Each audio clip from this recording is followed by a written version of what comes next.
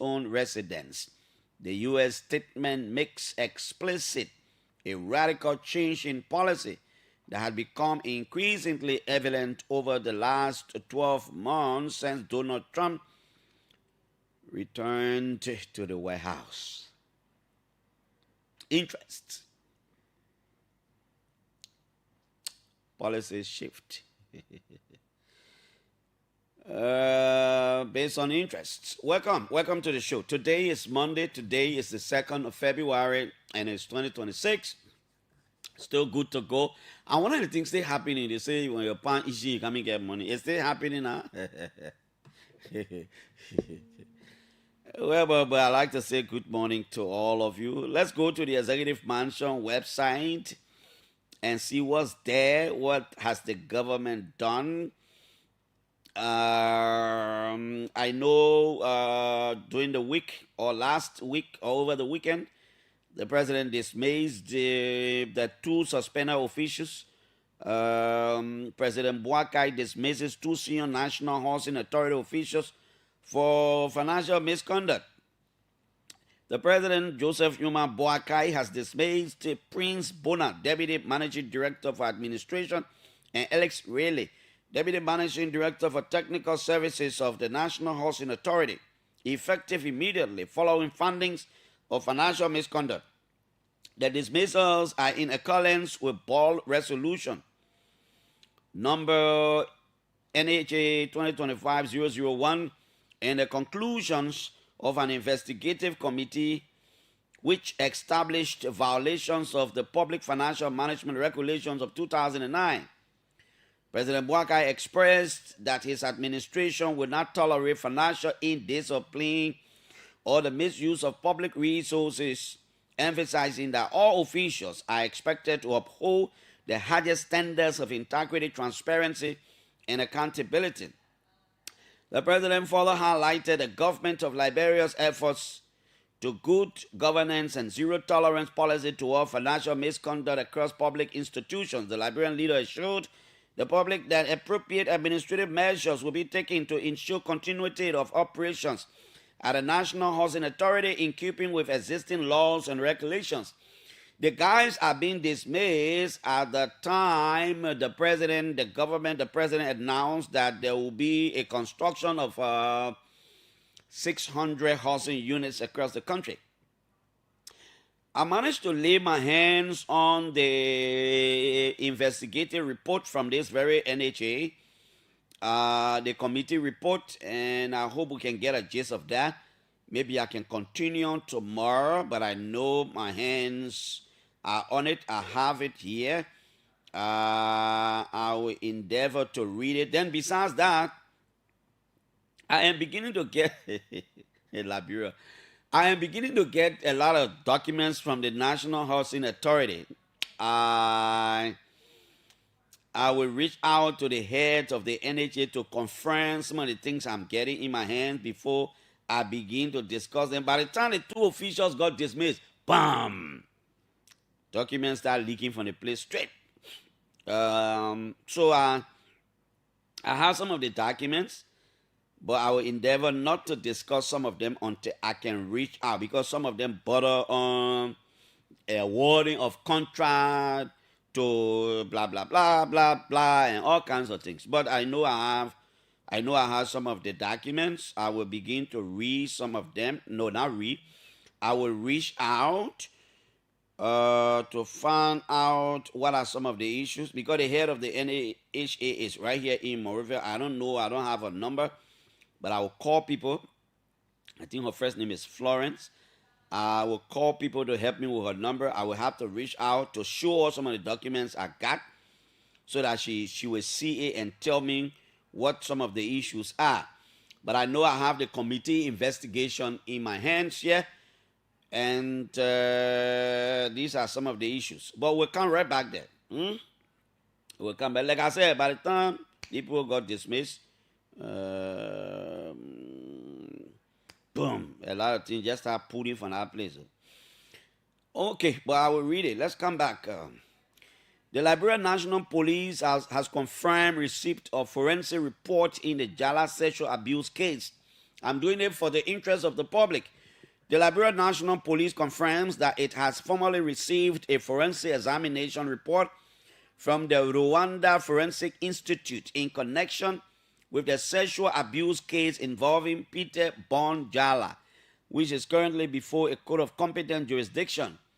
The forensic examination was undertaken at the request of the LMP as part of established investigative procedures and in accordance with internationally recognized standards for forensic cooperation.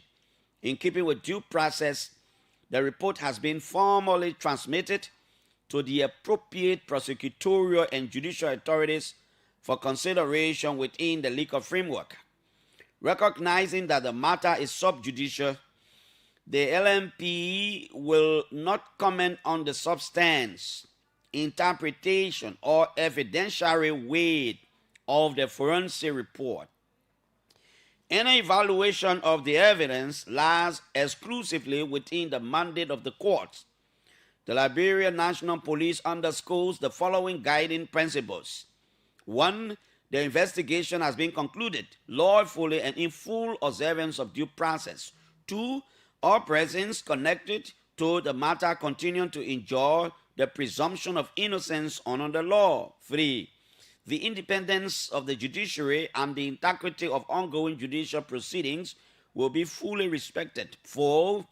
The LMP will continue to cooperate with prosecutorial authorities and comply with all lawful directives of the court.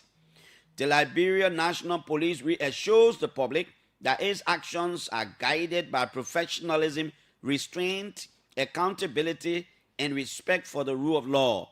Any further public communication will be issued only where appropriate and strictly in accordance with legal requirements and judicial guidance. As Deputy Commissioner of Police, Cecilia Gligley Clark, she's a spokesperson of the Liberia National Police. She's on this one. So the police has, well, the forensic report is in the country, but it is not going to comment on the matter because the matter is in court. And that is it. So that it don't become sub judice. The matter is already in court. And so, but the matter has been concluded. Police have formally charged Mr. Bonjala and sent him to court. I think it is at the court the police will adduce the results of the forensic report from their counterparts in Rwanda. It seems Colonel Gregory Coburn is doing a lot in terms of relationship with the police force in Rwanda, which is very, very important. As you move on with those relationships and the friendship, we just hope that over a period of time, some of these instruments and equipment can be brought into the country so that we don't keep going to other people's country to carry our results and stuff like this. But you know it takes time. But the fact that you even establish a relationship where you have a dependable friend now in the Rwanda, where you go there for forensic investigation, all these things for me is a good thing. Thanks to all of my friends. I just got the number of the head of the National Housing Authority, but like I said, after the show, I will reach out to her because over the last 2 days, I am beginning to receive a lot of information and documents from the National Housing Authority as it relates to contract and wrongdoing and all kind of things. But I have to reach out to her to hear her side. That's the right thing to do. I promise you, I have not forgotten about the case involving the dismissal of the 4 persons from the Liberia Land Authority. We are still awaiting the Civil Service Agency, since it is the institution of the government that is required by law to go into these kinds of things. I am reliably informed that the Civil Service Agency will this week release its investigative report, because when these people were dismissed by Samuel Kpakio, is that his first name? But I know his last name, or the head of the land authority, they ran to the Civil Service Agency and they reported. I understand the Civil Service Agency has been going through the case, and this week they will make a determination. We want to know what happened. Whether these people were dismissed rightfully using the law, because in his dismissal letter, in Toba's dismissal letter, the Liberal Land Authority is quoting a provision of the civil service law, and Toba insists that he was never given due process. And Toba's Steve Kennedy too was dismissed. Steve Kennedy insists that he was never given due process. He did absolutely nothing wrong. And as we speak, the Liberal Land Authority hasn't been able to submit any piece of evidence that these people were provided due process. It hasn't been able to provide any evidence that they were provided due process as far as the reasons why they were dismissed is concerned. Toba was dismissed because, according to his dismissal letter, he did an investigation and he failed to submit fundings to the chairperson. The other time, I know the spokespersons were here from the Land Authority, but they miserably failed to provide any evidence to link any of the guys to wrongdoing, and they did not even bring the subsequent investigation or the investigative committee report. They didn't bring anything like that. We don't want to be judgmental. We're still waiting for the civil services, and because at the end of the day, these people are Liberians. The reason why it is good to do those things is, look, you can dismiss as you want to dismiss, but people can fight back for their reputation, their integrity, because these things take years to build, especially when the person is of the conviction that he or she did nothing wrong and he or she was never accorded due process. They will fight back, because who want to implore somebody now who's been dismissed from the government for wrongdoing? Nobody wants to implore those kinds of people. Nobody want to implore. So we'll follow the Liberal Land Authority issue. We're not getting our eyes off it. And then I want to remind the president again. It is important. And I like, at some point, for example, the National Housing Authority people, the president suspended them.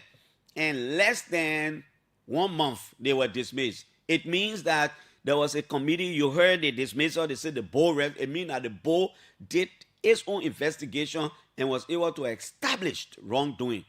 You go. When the president gives you an opportunity to work for the country, it's a privilege. When you come, you don't want to work, and the evidences are clear, the president let you go. That is very good. Some people don't do that easily, In the same vein, Mr. President, Your Excellency, we are also encouraging you. When people are suspended and they are investigated and they are acquitted, it is also fair enough that you put them back to their position or you call them back somewhere in the government. Like in the case of Christopher Sankolo, I want to remind you again, this young guy was suspended from LACRA, the Liberia Agriculture Commodity Regulatory Authority. Sankolo was suspended. He was given due process. The LACC investigated him and they cleared him of all any wrongdoing. He's a free man. They say he did absolutely nothing wrong. Mr. President, is it not fair enough that you gave the man his job back, especially the person that there is acting? It's fair enough. Because he do nothing, so let him go back. Or probably sometimes the administration people can say, look, the man going back, because if he goes back there, which is obvious, maybe during the time he was suspended, there are people that he see there as people who are the reason why he was suspended. There are people there who didn't like him to some extent. And, the workers there may have been divided over the period or during the period of suspension. So the president will say, no, I can't carry him back there. However, we'll put him somewhere else in the government. Say the guy is young and he has done nothing wrong. It's fair that we'll put him back. Because so what that suggests is that the government is not just focused on dismissing people, but when you are also investigated and acquitted, the government makes sure you come back there. Okay, Ko Bangaro is supposed to go to the LRRC. The confirmation of Colina Kura was rescheduled. We will have to know when that's supposed to be. But I will give you a little bit of information as to some of the things Ko Bangaro did at the Ministry of Youth and Sports. It's very important. Sometimes when he's been there, he was there for a little over 1 year plus or maximum 2 years if you like. And I understand there are a lot of things she did there that the new minister will inherit. It's good that we look at some of the things he did there that the new person will inherit. So let me just go straight to the investigative report from the National Housing Authority. It's a long one. I might not be able to read everything, but maybe I can go straight there. Like I said, I will again, after the show today, I will go to Madam Florence and we will talk. I will show her some of the evidence or some of the documents. I don't want to say evidence. Some of the documents that I have, and we'll talk about it.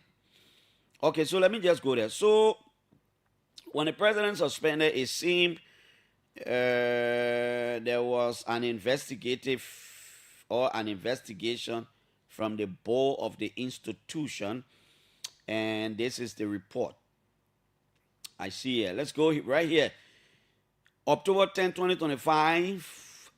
It started anything way back. Honorable Roland Lafayette Giddings, Chairman, Board of Directors, National Housing Authority, has already mentioned grounds, blah, blah, blah, blah, blah, blah, blah. Dear Honorable Giddings, reference, submission of investigation committee's report.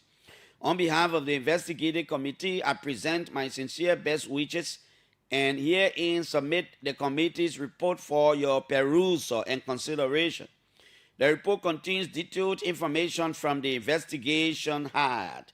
The investigation was as a result of complaint filed by the Managing Director of the National Housing Authority, Madam Florence Kuleke, I hope I'm right, Bigbo, against two of her deputies, Deputy Managing Director for Administration, Prince Bona, and Deputy Managing Director for Technical Services, Alex Rayleigh. Attached here with is a copy of all the communications sent to the parties during the course of the investigation.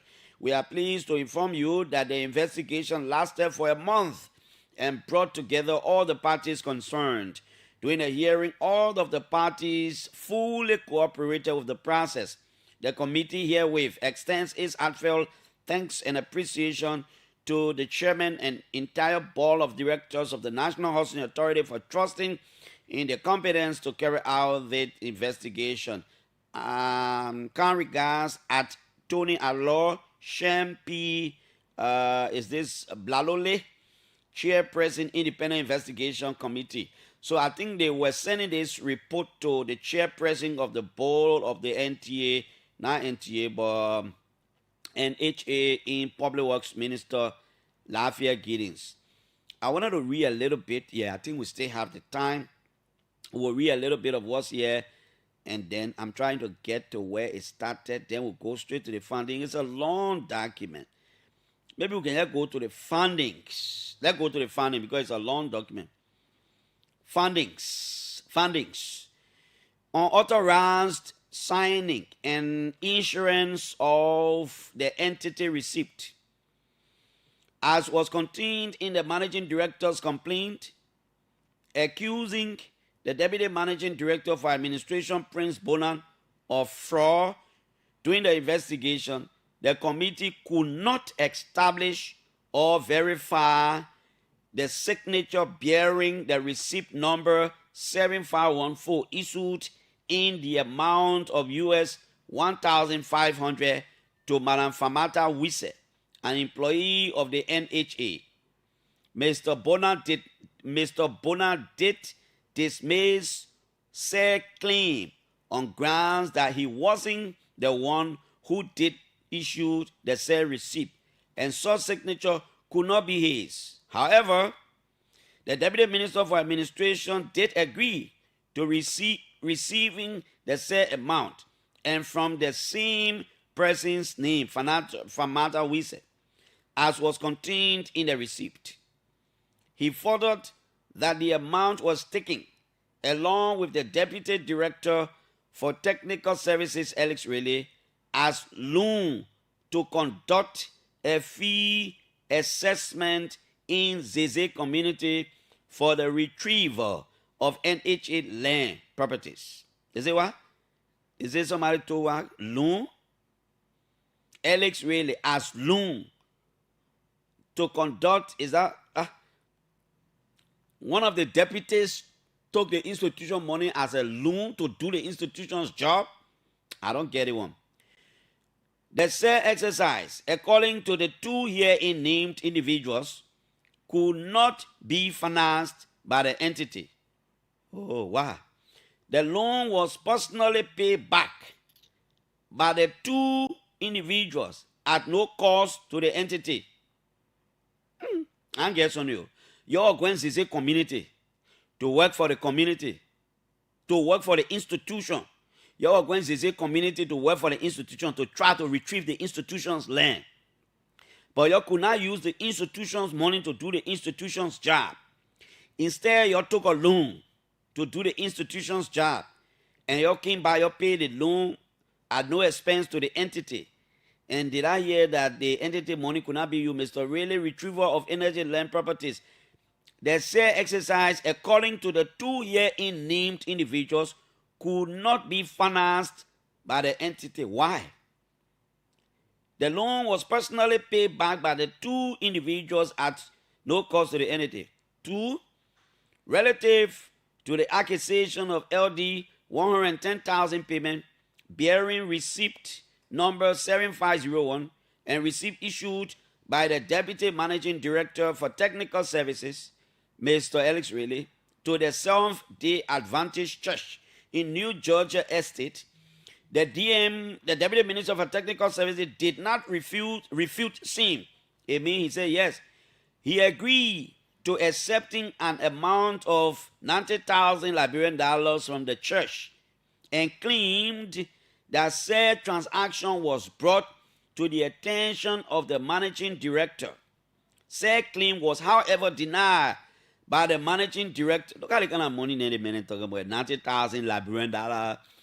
They told 90,000 Liberian dollars from certain people to New Joy.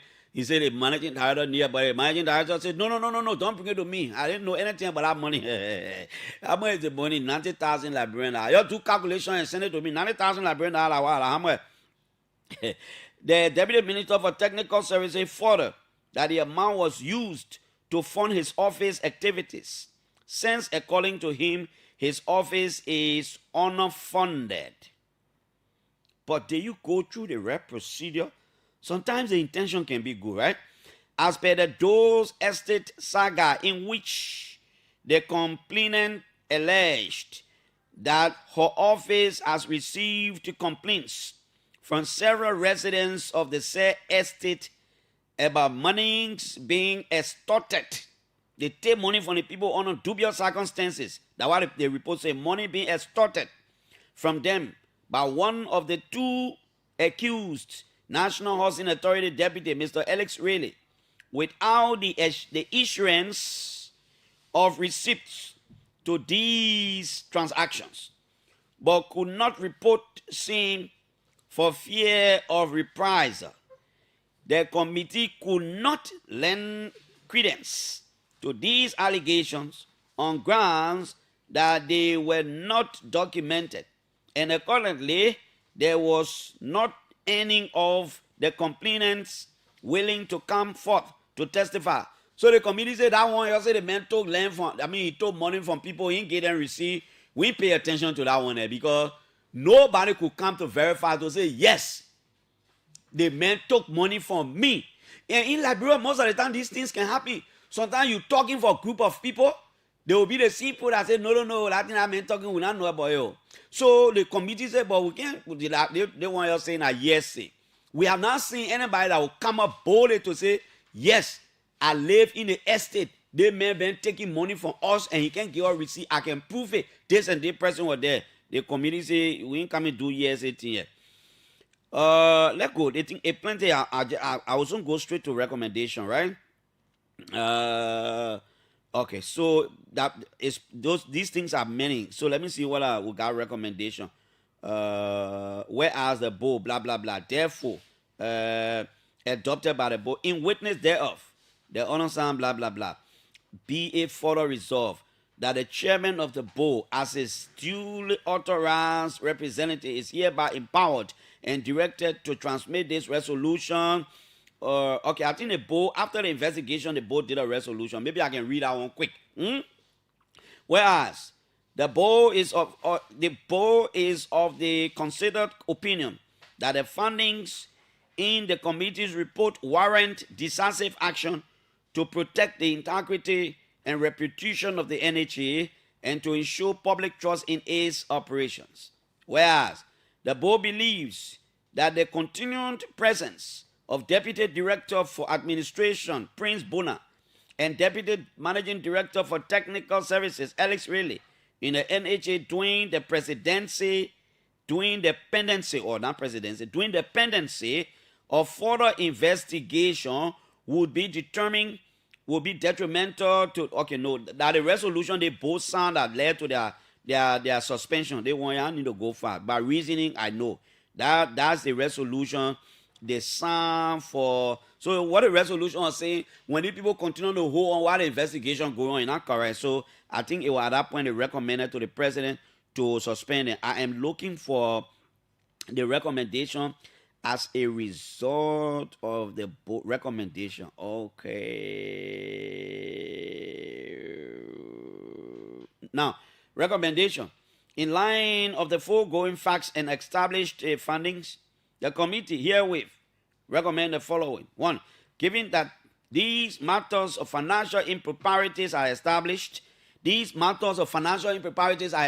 means whatever complaint the head of the entity brought against the two deputies that, they took money, they did it, it was actually established. But at one point I heard the board saying one of it they could not investigate, because of XYZ. I thought they would have made reference to some, especially considering the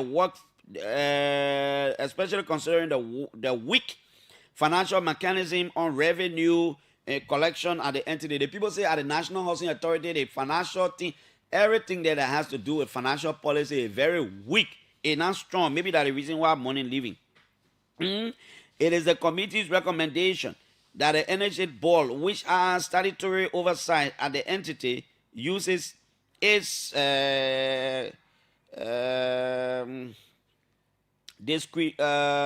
me see the word good. That the board uses its discretionary power to institute the requisite punishment it may deem fit against the two accused to serve as deterrent for future recurrences. That moving forward, all financial issues arising from the field should be investigated by the Internal Audit Division in ensuring that internal controls are in compliance and operating effectively and efficiently. Now, but they have Internal Audit Division over there.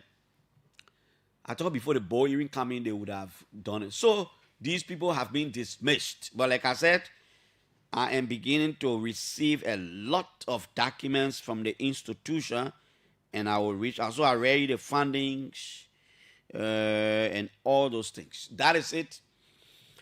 At 8 o'clock, Tony Kra, the man who wants visa-free for Liberians to travel to the United States, will be here as our guest. At 8, it will take us up to 9 o'clock. 9 o'clock, Sino Representative Alex Noah will come in. Ministry of Youth and Sports. These are some of the things Councillor Ko Bangalo did. By the way, congratulations to all of our friends who sat the Liberia National by exam and passed. Edward Klatume, Aban Grips. Who is this young guy? The guy is a scholar. Does the law school, does the bar exam. This guy is something else. The guy is a scholar. Key deliverables. Reporting period March 2024 to January 2026. Honor administration at the Ministry of Youth and Sports. Co-Bangal administration was successful in doing these things. National youth policy was validated and launched. So the Ministry of Youth and Sport launched its national youth policy on Co-Bangaro, and our policy is for what? For 5 years, 2025 to 2030. National Youth Peace and Security Action Plan validated and launched.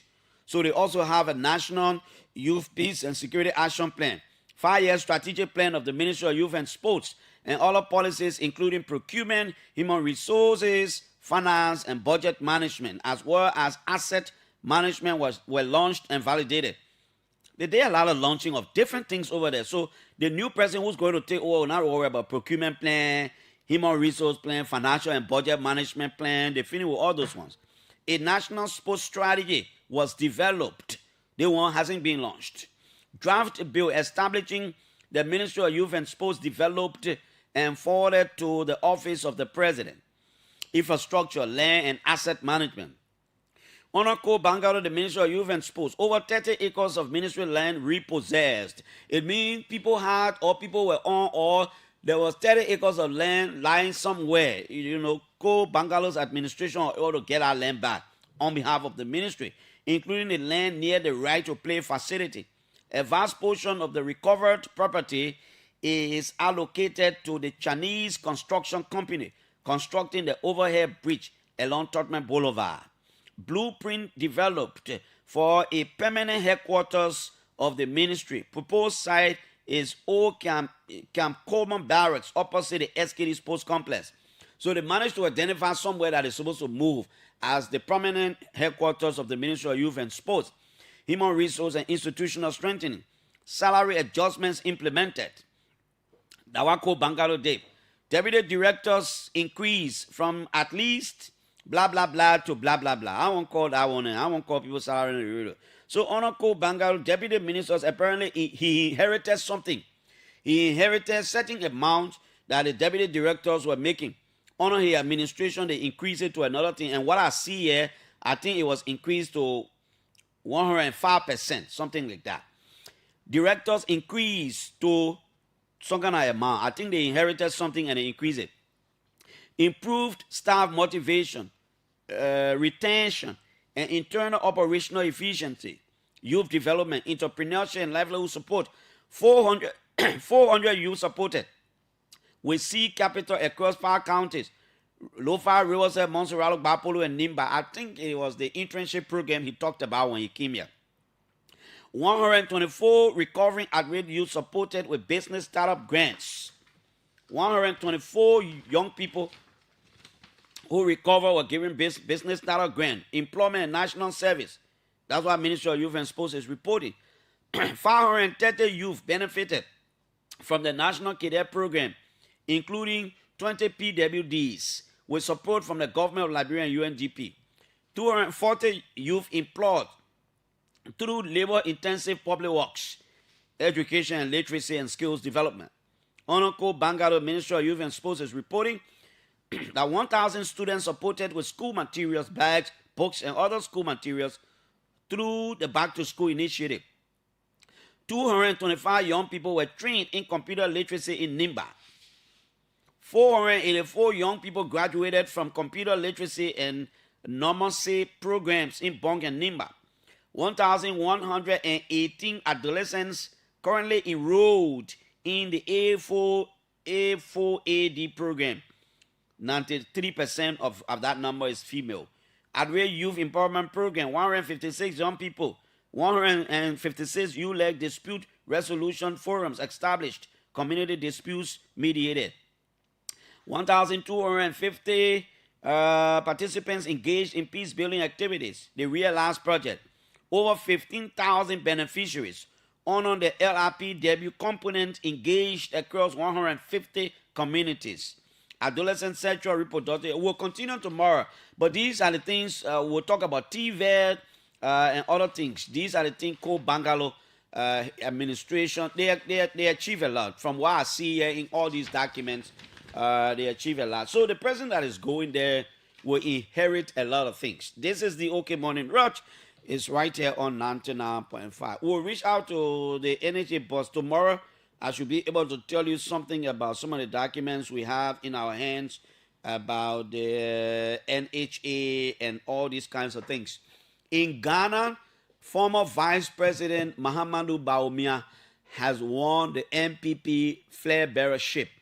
So he will be contesting, he will be facing whoever the NDC will be putting up in 2028. He won Ghanaian politician Kennedy Achapon, I understand, with a very convincing margin. So Bawumia again will contest on the ticket of the New Patriotic Party in Ghana. At the moment, I think President John Dramani Mahama is not going back for a re-election. I think he's completing his last term. And so there are a lot of speculations in Ghana right now that the chairperson of his NDC party might be his successor on the party's ticket, or his chief of office staff, one Deborah, might likely succeed him. Others, there are a lot of names that are coming up. But for NPP, we know now that it is clear that in 2028, the NPP flag bearer will be former Vice President Bawumia. The Economic Freedom Fighters has just issued a statement. The leadership of the Economic Freedom Fighters of Liberia has taken note of a statement published on the Executive Mansion's official Facebook page regarding the dismissal of our former Vice Chair for Economic Affairs, Comrade Prince Sabona, on allegations of corruption. Oh, they got, okay, so they got from the Economic Freedom Fighter, they Bona Mayor. As a political party founded on the principles of anti-corruption, accountability, and values that promote cohesive and democratic governance, the EFFL does not take such allegations lightly. In support of the President's holistic fight against corruption, the EFFL leadership convened on Saturday, January 30th, and resolved to endorse the President's decision by suspending the party membership of Comrade Prince Sabona pending investigation. So the EFFL said they also don't suspend the membership from the party. They were investigating too. In line with the party's internal revolutionary discipline policy, the EFFL has, with immediate effect, constituted an investigative committee to examine the allegations against the former Vice Chair for Economic Affairs. This investigation will be led by the party's Financial Intelligence Unit and Security Department, with technical support from the party's extended financial auditors. This action reaffirms that the EFFL remains resolute and uncompromising in its fight against corruption, and reassures the Liberian public of our unwavering commitment to transparency and accountability. Upon completion of the investigation, a preliminary report will be issued within 20 days. These proactive measures are intended to strengthen public confidence in the party's internal governance mechanisms and its broader commitment to democratic reforms across all sectors. While the EFFL supports the President's anti-corruption agenda and his administration's efforts to build a viable and accountable Liberia consistent with our party's internal revolutionary policy, we will not accept politically motivated attacks against our party. Should it be determined by our intelligence services and auditors based on existing bold resolutions and committee recommendations in our possession that the removal of our former Vice Chair from public office was politically motivated, such actions will be regarded as political provocation and would necessitate reciprocal political action. All the EFFL is saying, we agree, we will back the President, we will investigate the man. Because we have all of the other investigative report in our possession. If we investigate this man, and it becomes clear to our party that the man did absolutely nothing wrong, but he was politically witch hunted, the party say it will respond. Members of the board involved will be held accountable, as the EFFL will not tolerate unwarranted attacks on the party that played a pivotal role in bringing this administration to power. We acknowledge that the President acted appropriately on the basis of the board's resolution, as any president would, in support of institutional reform and constitutional integrity of government agencies.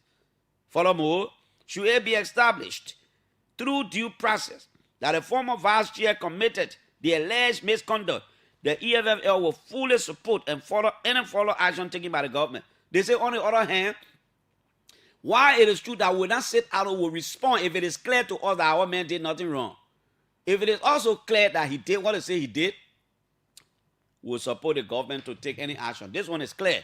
Except that I didn't see in the Executive Mansion statement where they will be turned over to the LACC or the Ministry of Justice, because when the President dismissed them based on the board's recommendation, it seemed to me as though they did something. And portion of the report that I read, it was there. The board said in our report that it was established that they carry on financial impropriety. However, there are a lot of differences.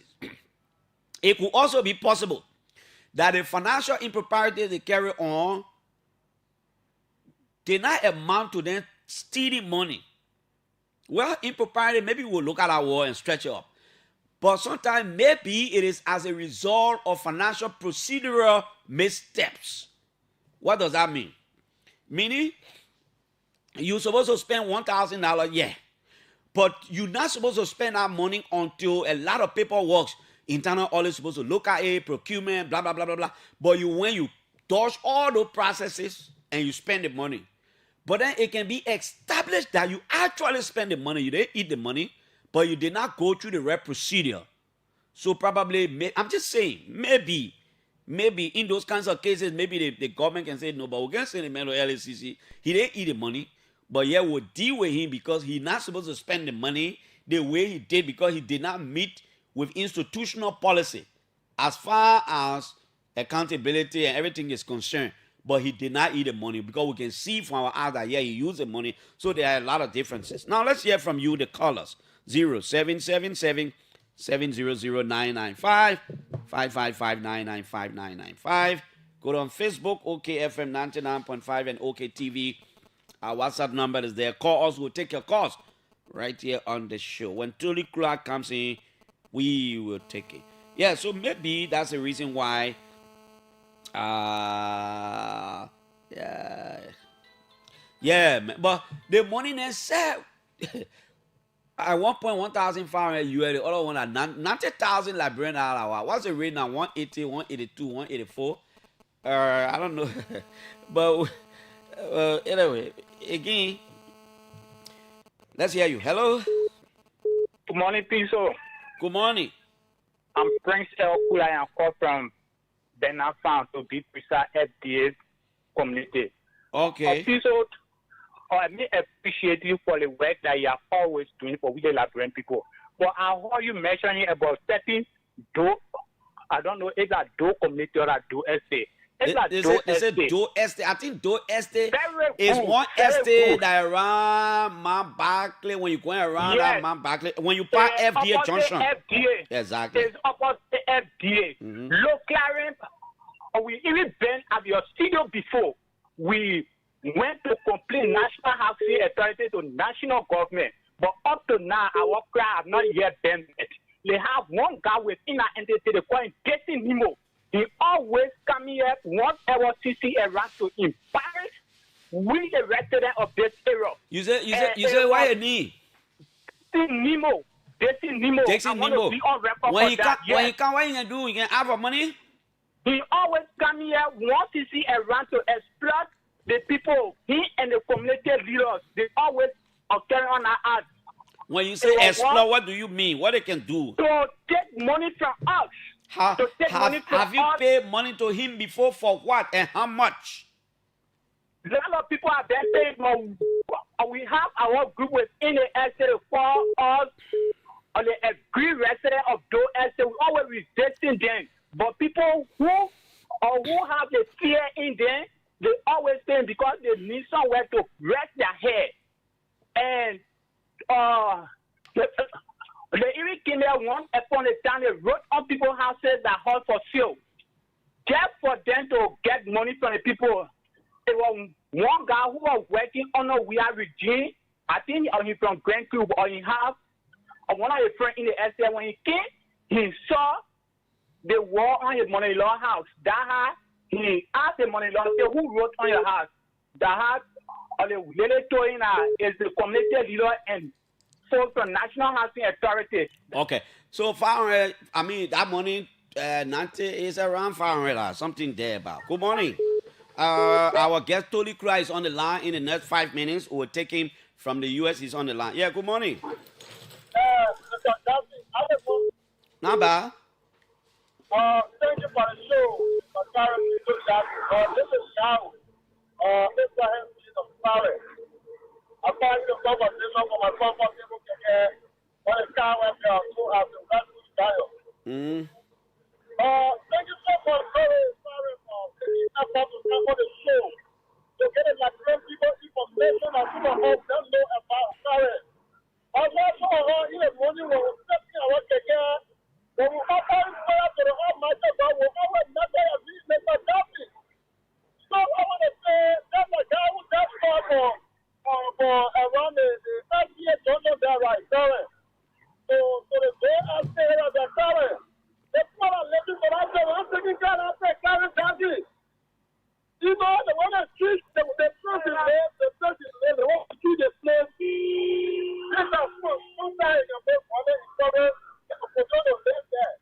Okay, sir. Thank you. Hello, yeah.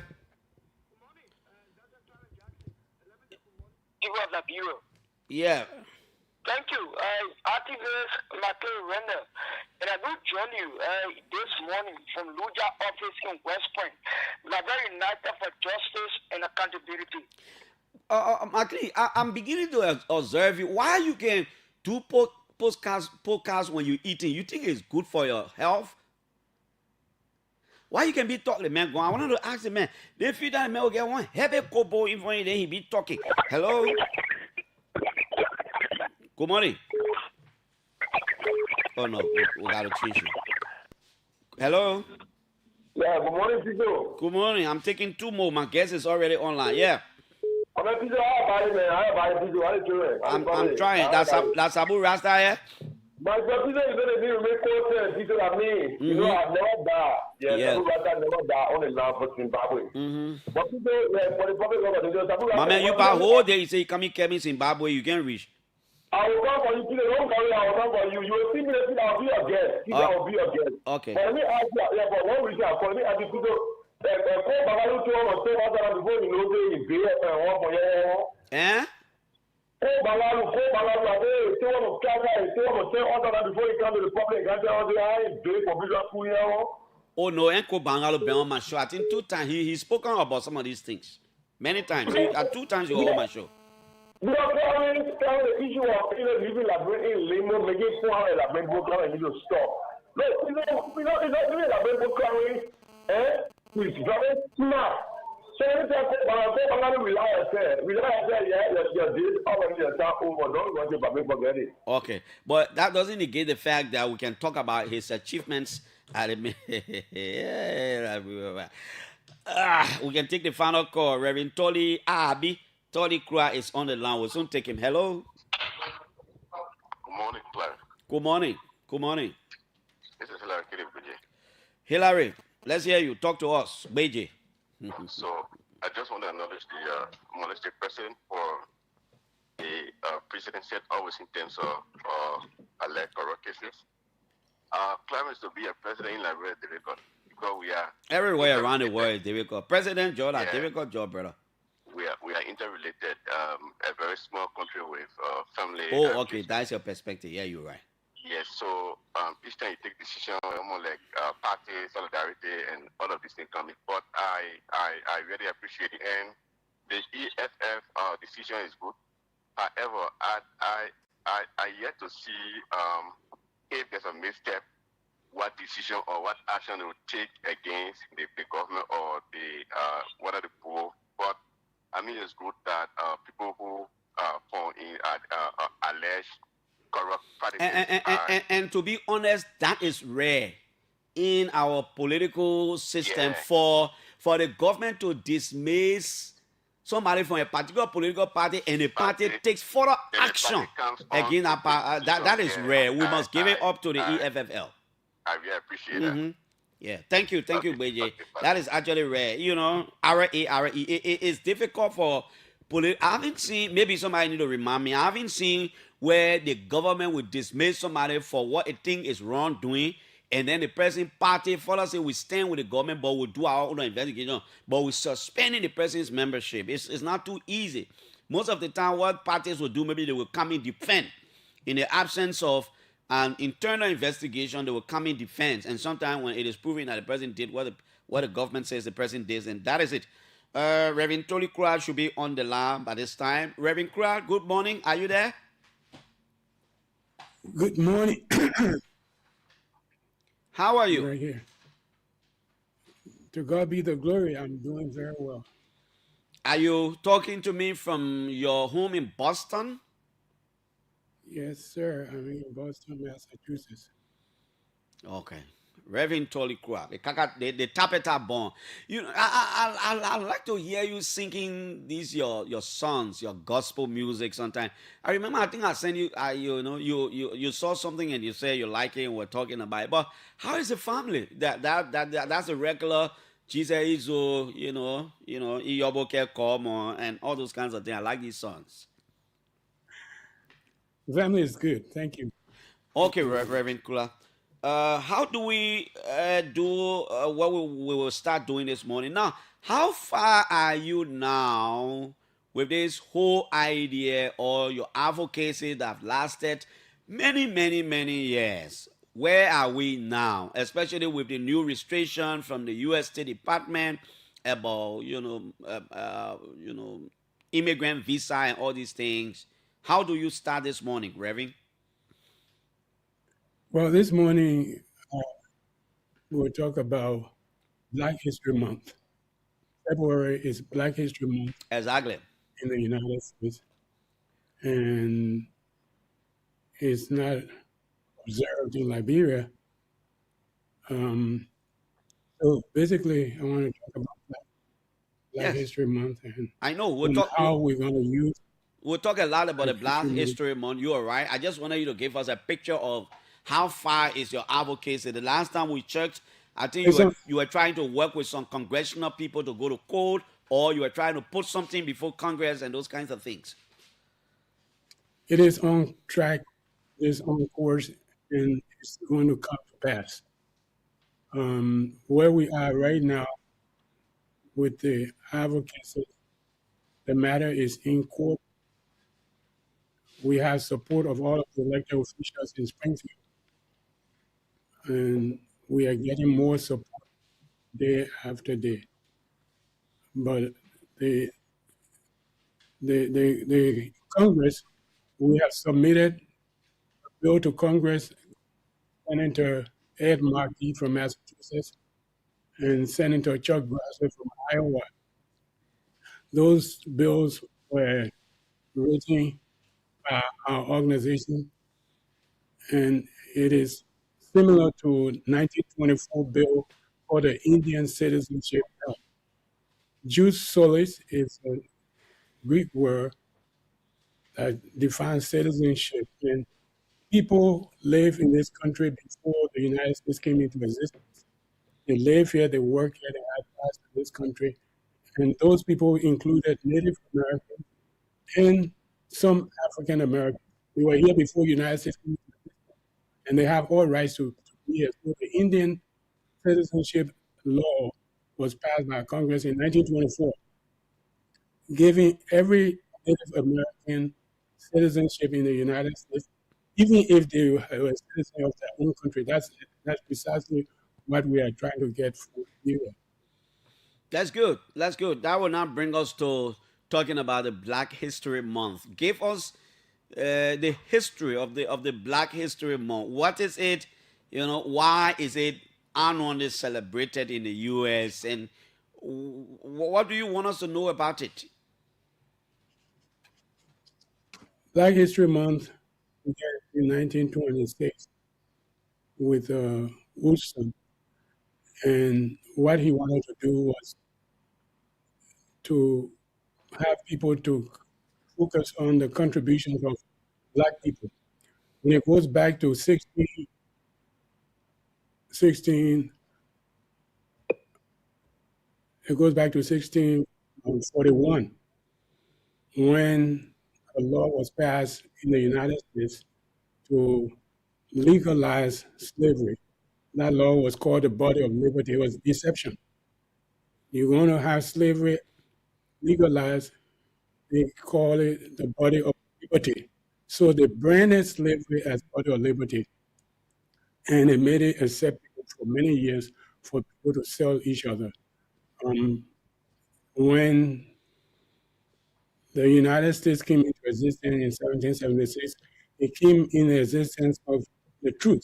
All men are created equal, and they are created by the Almighty God. So truth was the foundation, the blueprint upon which the United States was founded. But after it was founded, the people were still holding slaves. George Washington, Thomas Jefferson, all these people were holding slaves. And part of what they wanted to do was to erase Black people. And Black people were not made in the image of God. They were designed to be slaves. And basically that was it. So over time, people erase what Black people have done. Black people invent something, they say, I'm Black people, etc. And so they came up with this, Woodson came up with this idea that if you forget the past, then your future is at risk. And so we have to educate people about the contributions of Black people. And that's how it got started. Okay, and then I was reading on the On the Black History Month, and I got to know that somewhere I think around 1975, 1976, former U.S. President Gerald Ford extended the recognition, to honor what was believed to be the too often neglected accomplishments of Black Americans in every area of the American endeavor throughout Americans' history. Has anything changed? Is anything changing, Reverend Kura? Well, so from my perspective, nothing has changed. I spoke with the Tracy Whitman, the president of the City Council for Springfield, on the question of Liberia. Liberia is part of the story of America, and it's not just contribution by the African Americans, but most people don't know the history of Liberia. Not even Liberia. Most people don't know the contribution of the Black people in this country. So if you don't know something, it becomes difficult for you to really actualize what you do. So I would say that right now it's still the same. I asked, for example, I spoke at a church in Worcester yesterday, the first service of more than 350 people. How many Americans, how many people know about Elizabeth Freeman? Nobody in the audience, over 350 people. And so if they don't know who Elizabeth Freeman is, they don't know her contribution to the country. And it makes it difficult for the truth to reveal. For example, America was founded on truth and human dignity. We hold these truths to be self-evident, all men are created equal.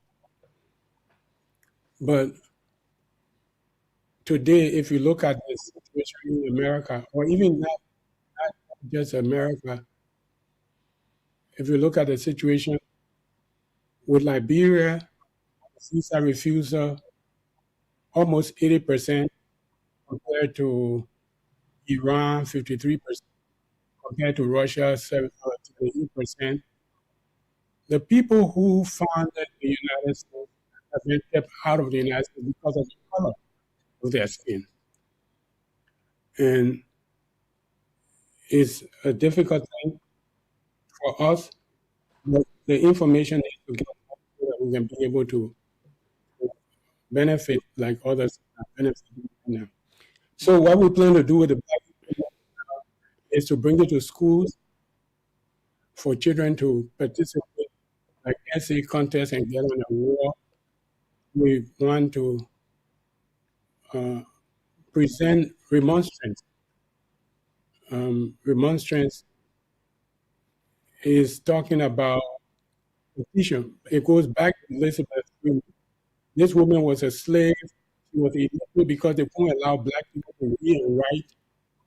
And she heard in her ears, but she heard in her ears, all men are created equal. And she said, that's for me. I'm a human being. I was made in the image of God. I was not a slave, or I was not intended by God to be a slave. And so the only thing she could do was to go to court. She went to court, filed a lawsuit, but still it can't work. It hasn't happened before. She went to court, filed a lawsuit, and she won the lawsuit with reparations. They paid her. They could agree that she was not a slave, she was made in the image of God. And the blueprint of the United States was all men are created equal. And so she needs to be paid. She was paid money, and because she was paid money is why we have Nigeria today. Because all of the top officials of government were slave masters. George Washington, James Monroe, all these people. And Now, if Reverend Tolikra, before you move ahead, let me ask you: when you say nothing has changed, what do you say to people who challenge that kind of statement and say something has changed? For example, they will argue that at least some of the things the late Martin Luther King and others fought for have been able to take place in America. They will argue that Barack Obama, a known black man with a very known African identity, became president of the United States of America. But you're still arguing that nothing has changed. nothing has changed because just a few days ago, Barack Obama criticized ICE and President Trump, for example, about the deportation that's going on. And he and President Clinton issued a statement. But then you have to look at President Clinton and Barack Obama. President Clinton launched bombing in Iraq and also in Serbia without the United Nations approval, Security Council approval. Barack Obama bombed, along with NATO, bombed Libya, for example, that resulted in the overthrow of Libya. Barack Obama deported more people than any president in the United States. Yeah, but at least as a black man, a very known African, at least he became president of America, something that would not have happened many, many years ago. Well, the country was founded, all men are created equal. So to have black people live for hundreds of years in a situation where they are citizens, but the United States is going to fight World War I with discrimination. They fought World War II discrimination. Right now, people talk about the world order. The world order has been destabilized. Well, that world order was not founded on justice. It was founded on racial discrimination. So it has not changed. And let me just say something else. There are 24 million millionaires in the United States this year. 24 million millionaires. There are 1.82 million people in prison in the United States right now.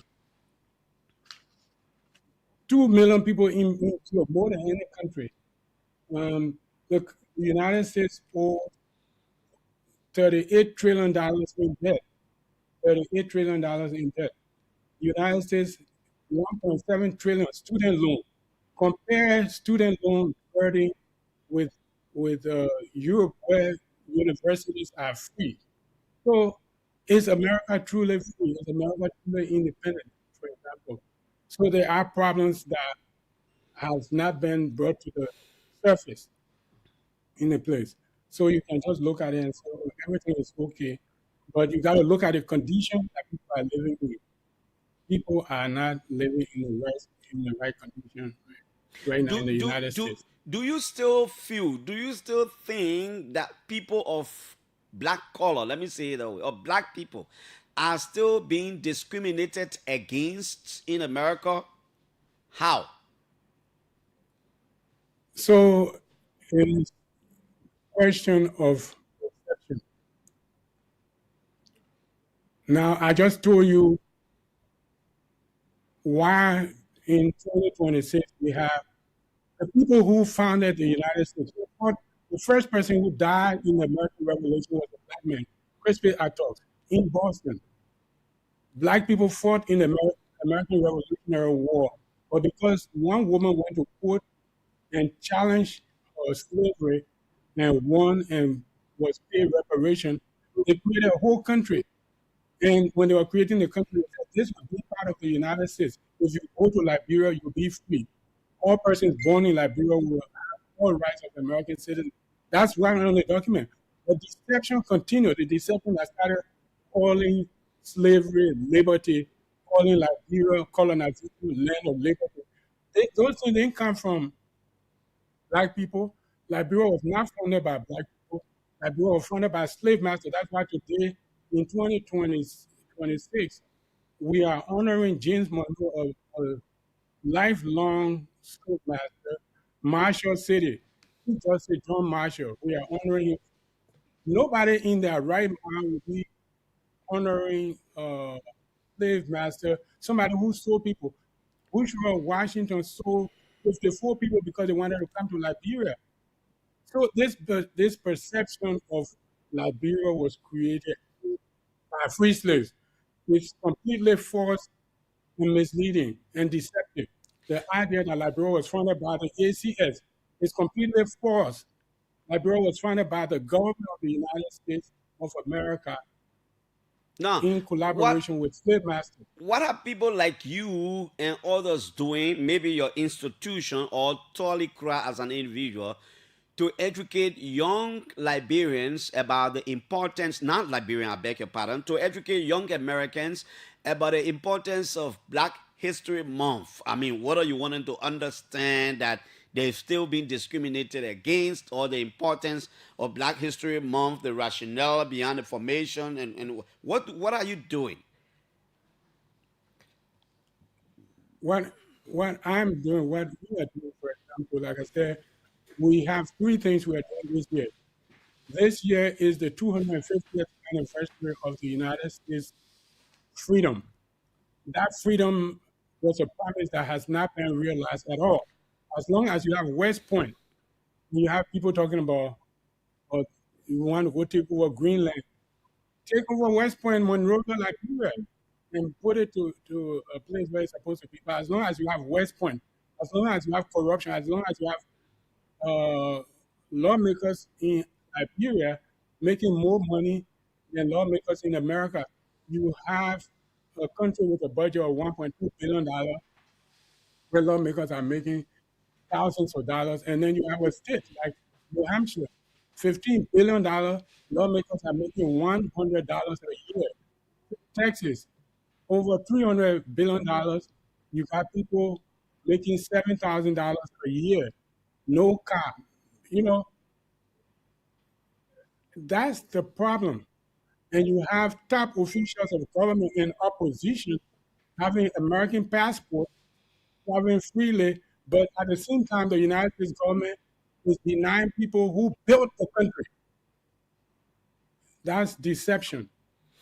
The idea I'm that not getting you right.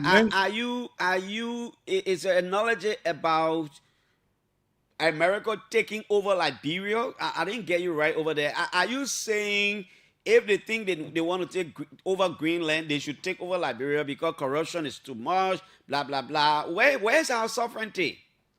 What will happen to our sovereignty? you don't have sovereignty.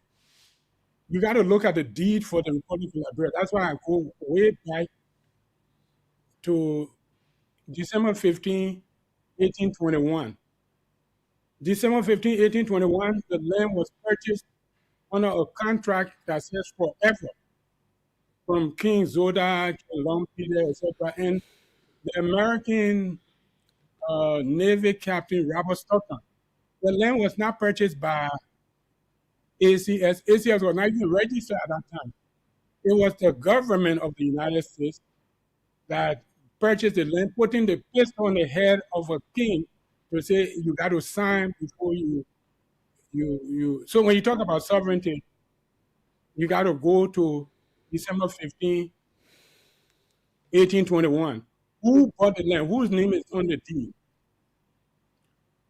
It's the government of the United States, the Navy captain. And when they got through with the document, where did they send it? To the Secretary of the Navy in the United States. Where is sovereignty? When Liberia was on April 25, 1822, we raised the American flag, start gun salute, American jurisdiction. And from that point, the first 2 decades, Liberia was ruled by white men. That's how we got the first remorsement. White men always ruling. and they protested December 5, 1823. They protested, we are American citizens. We came here, we wrote a document and signed that we will have all rights of Americans. Why do we have white men to be over us? No, In 1830, but we have a new constitution now. We have a new flair. We have new constitution. In fact, there was an amendment to some of our laws that talks about the duality of our so let's citizenship. talk about the Constitution. Yeah, let's talk about Let's it. talk about the Constitution. Mm-hmm. What is it you want Constitution us to know? of 1824 said all persons born in Liberia are entitled to all rights of American citizenship. July 26, 1847, when Liberia was founded, it was founded exclusively by American citizens. Sir, the provision you quoted right now, is it from the American Constitution? American Constitution, Liberian Constitution. The reason we're going to be hearing the remonstrance is not the first. This is going to be the fourth and final remonstrance to the U.S. Embassy in Monrovia.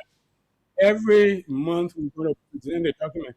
American laws, Liberian laws. Even if you talk about 1986 Constitution, go to Article 95 of the 1986 Constitution. It says Article the Constitution 95. of 1847 have been abolished. Article. However, with the Let's go to the Constitution. I think go to the Constitution, read Article 95. Article 95. 1 minute. I think I have the Constitution in my hands here. Very clear this way. Give me 1 minute. Article 95. I'm coming. I'll get right there. I'm coming. Chapters. So why are you checking for it? Yeah, go ahead. Be going ahead. Article 95 is very clear. Mm-hmm. All laws in Liberia prior to this Constitution remains in force, even though the Constitution of 1847 was abrogated. The same thing is in Article miscellaneous Article 1 of the 1847 Constitution. That all of the previous constitutions have been abolished, but the 1847 Constitution is now in force. However, all the previous laws are still in force. And if you don't want it to be in force, you can go and remove it from the book by application. Right there. That's the way it is. Even right now, that's why President Trump is using some of those old laws from way back, because they have never been abolished. It's still in force. If you don't want it there, you got to go abolish it. You can't say 1847 Constitution out here against devil, all the laws are lost. They are not lost. They have life. Did you say Article 95? Article 95 of the 1986 Constitution. Okay. Go ahead. Yes. So what it is that America controls Liberia because America purchased Liberia. The purchasing of Liberia was done through coercion by putting a gun on somebody's head. But according to the law, even contracts that are signed in a corrupt manner, like the contract of taking over Liberia, is still in force. Peg 1810, Supreme Court decision. Peg versus Flesh 1810 decision. So, Liberia. What did you say is provided for by Article 95?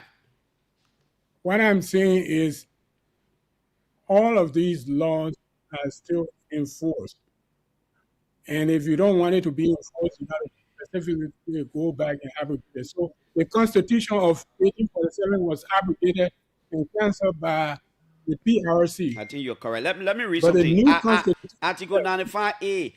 The Constitution of the Republic of Liberia, which came into force on the 26th day of July 1847, and which was suspended on the 12th of April 1980, is hereby abrogated. Notwithstanding this abrogation, however, Any enactment or rule of law in existence immediately before the coming into force of this constitution, whether derived from the abrogated constitution or from any other source, shall, in so far as it is not inconsistent with any provision of this constitution, continue in force as if enacted, issued, Thank you. or made under the authority of this constitution. So what that tells me, and what that tells everybody in the whole world, Maybe I need to find a constitutional lawyer to interpret the one. you don't need constitutional law to interpret that one. You will have to look at the precedent, as Ben said. I just told you there's a woman called Elizabeth Freeman who read the Constitution of Massachusetts. All men are born free and equal in a country called United States of America that came into existence on the truth that all men are created equal on the blueprint of human dignity. But she was a slave. And she said, I can't tolerate this thing at all. I'd rather live for 1 minute as a free woman of God walking on God's planet than to be somebody's slave. This Constitution is in force. The first law, the body of liberties that legalized slavery, is no longer in force. He went to court, the illiterate woman went to court and won of freedom in front of a white jury and a white judge. She won her freedom. But that was not all. She also won reparation. And with freedom without reparation, it's no freedom at all. It's injustice. And that is why all of the countries in Africa that were under colonial rule are not free now, with political independence. Reverend Kula, is that why you say to the Liberian community sometimes when you are provided the opportunity to deliver speech or speeches at the different Liberian community event, do you say to them that we are not a sovereign nation? I know young Liberian historian Emmanuel Kofa agrees with you on the argument that says that Liberia was never colonized by the American Colonization Society. Instead, it was colonized by the government of the U.S. Young historian Kofa has argued that all of the people who were the officials of the American Colonization Society were all officials of the U.S. government. But is that why you say to Liberians, when you have the opportunity to talk to them, that look, from what I can see, from the higher pay for lawmakers in the country, from the way things are, corruption, blah, blah, blah, I think America needs to take over Liberia because we don't have sovereignty. Is that your view? Well, in the States, people I talk to mostly are not Liberian community. I talk to American citizens. Okay. And I can tell you, we are going to have lawmakers to come on this show and to say what I'm saying, that all persons born in Liberia are entitled to American citizenship. So Americans know that. And we have people in Liberia that carry American passports and also work in the Liberian government. Exactly. The top officials of Liberian government, that's colonization. Top officials of Liberian government today are carrying American passports. July 26, 1847, that republic that was founded under the American flag. We didn't have flag on July 26, 1847. It was the American flag. It was American citizens exclusively. They were protected by the United States government. After the Congress, May 4th, 1844, declared ACS null and void, that the ACS was null and void, and that they had no authority to colonize anybody anywhere. This is after the United States government has been colonizing this place, along with these slave masters. It was criminal. It was a crime against humanity when bourgeois Washington, president of the ACS, sits in his chair as Chief Associate Justice of the United States Supreme Court and president of ACS, is selling 54 people because they want to come to Liberia. And for the past 200 years, we've been under the illusion Liberia was funded by free slaves from America. That's not true. It was Now, not funded by slave from America. Reverend Kura, back to It was the funded by the government okay. of the United States. That's a very strong historical perspective. Now, as far as the Black History Month is concerned, you know, what is your institution doing to celebrate? What are you doing? What do you have programs? We are having a essay contest that we're going to give prizes to people. We're having a raffle every month. We will have a raffle, and people will participate and win prizes. Right now, we have about a few iPhones that have been donated. There'll be prizes for people. We are going to be carrying on awareness, and we will present documents of the fourth remonstrance. The first one was done by Elizabeth Freeman when she got free. The second one was 1823 in Monrovia. The third one was Joseph Shepherd from Monrovia, 1830. The fourth one is done by the Free Liberal Movement. United States government cannot deny this. There were human beings living in America before America came into existence, and those people cannot be erased. That's how 1847, when the people that came from America formed a republic that was not even a republic, because a republic is a place that is governed by a majority of the people. So if you have few people coming from America to establish a republic that excludes everybody from it, do you know the vote tally for independence? Let's hear you talk about that. How many people voted for independence, for the 1847 independence? Do you know? Talk to us. Tell us. It was 211 people voted in favor of independence. Who were they? Where did they come from? Only from America. 211 people that came from America. At that time, there were over 2,000 people that came from America that were living in Liberia at the time. So you had 2,000, you had 211 out of 2,000 voting for independence. After the ACS was declared null and void, so you're getting independent from a null and void entity. 211, all of the delegates from Basel decided they're not going to be part of this independence because it was a fake independence. All of the indigenous people were not included. And for over 100 years, after 1847, indigenous people were not even included. So that republic was a fake republic. It's not sovereignty. It's not a republic. It's not democracy. And we cannot continue to build on falsehood because the Bible says a corrupt tree will always bear corrupt fruit. Make the tree good and the fruit will be good. Make it corrupt and the fruit will be corrupt. A tree is known by its fruit. So we got to look in the mirror. You got corruption. People come and say, oh, elect me, I will get rid of corruption. Elect me, I will get rid of corruption. How can you get rid of corruption when you don't include a whole drum of corruption? It doesn't work that way. If you want to get rid of corruption, you got to sow a seed. You reap what you sow. You sow a good seed, you bear good fruit. So the United States government today has not given up the land that they purchased in corruption in Liberia.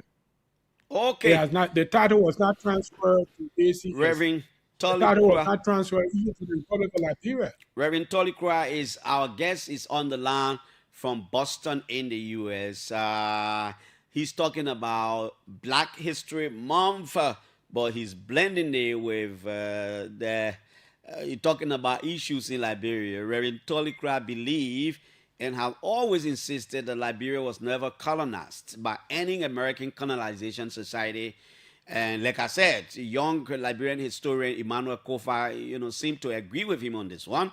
But he says, look, we are not even a sovereign nation. We have a constitution, we have a government, we are a nation state.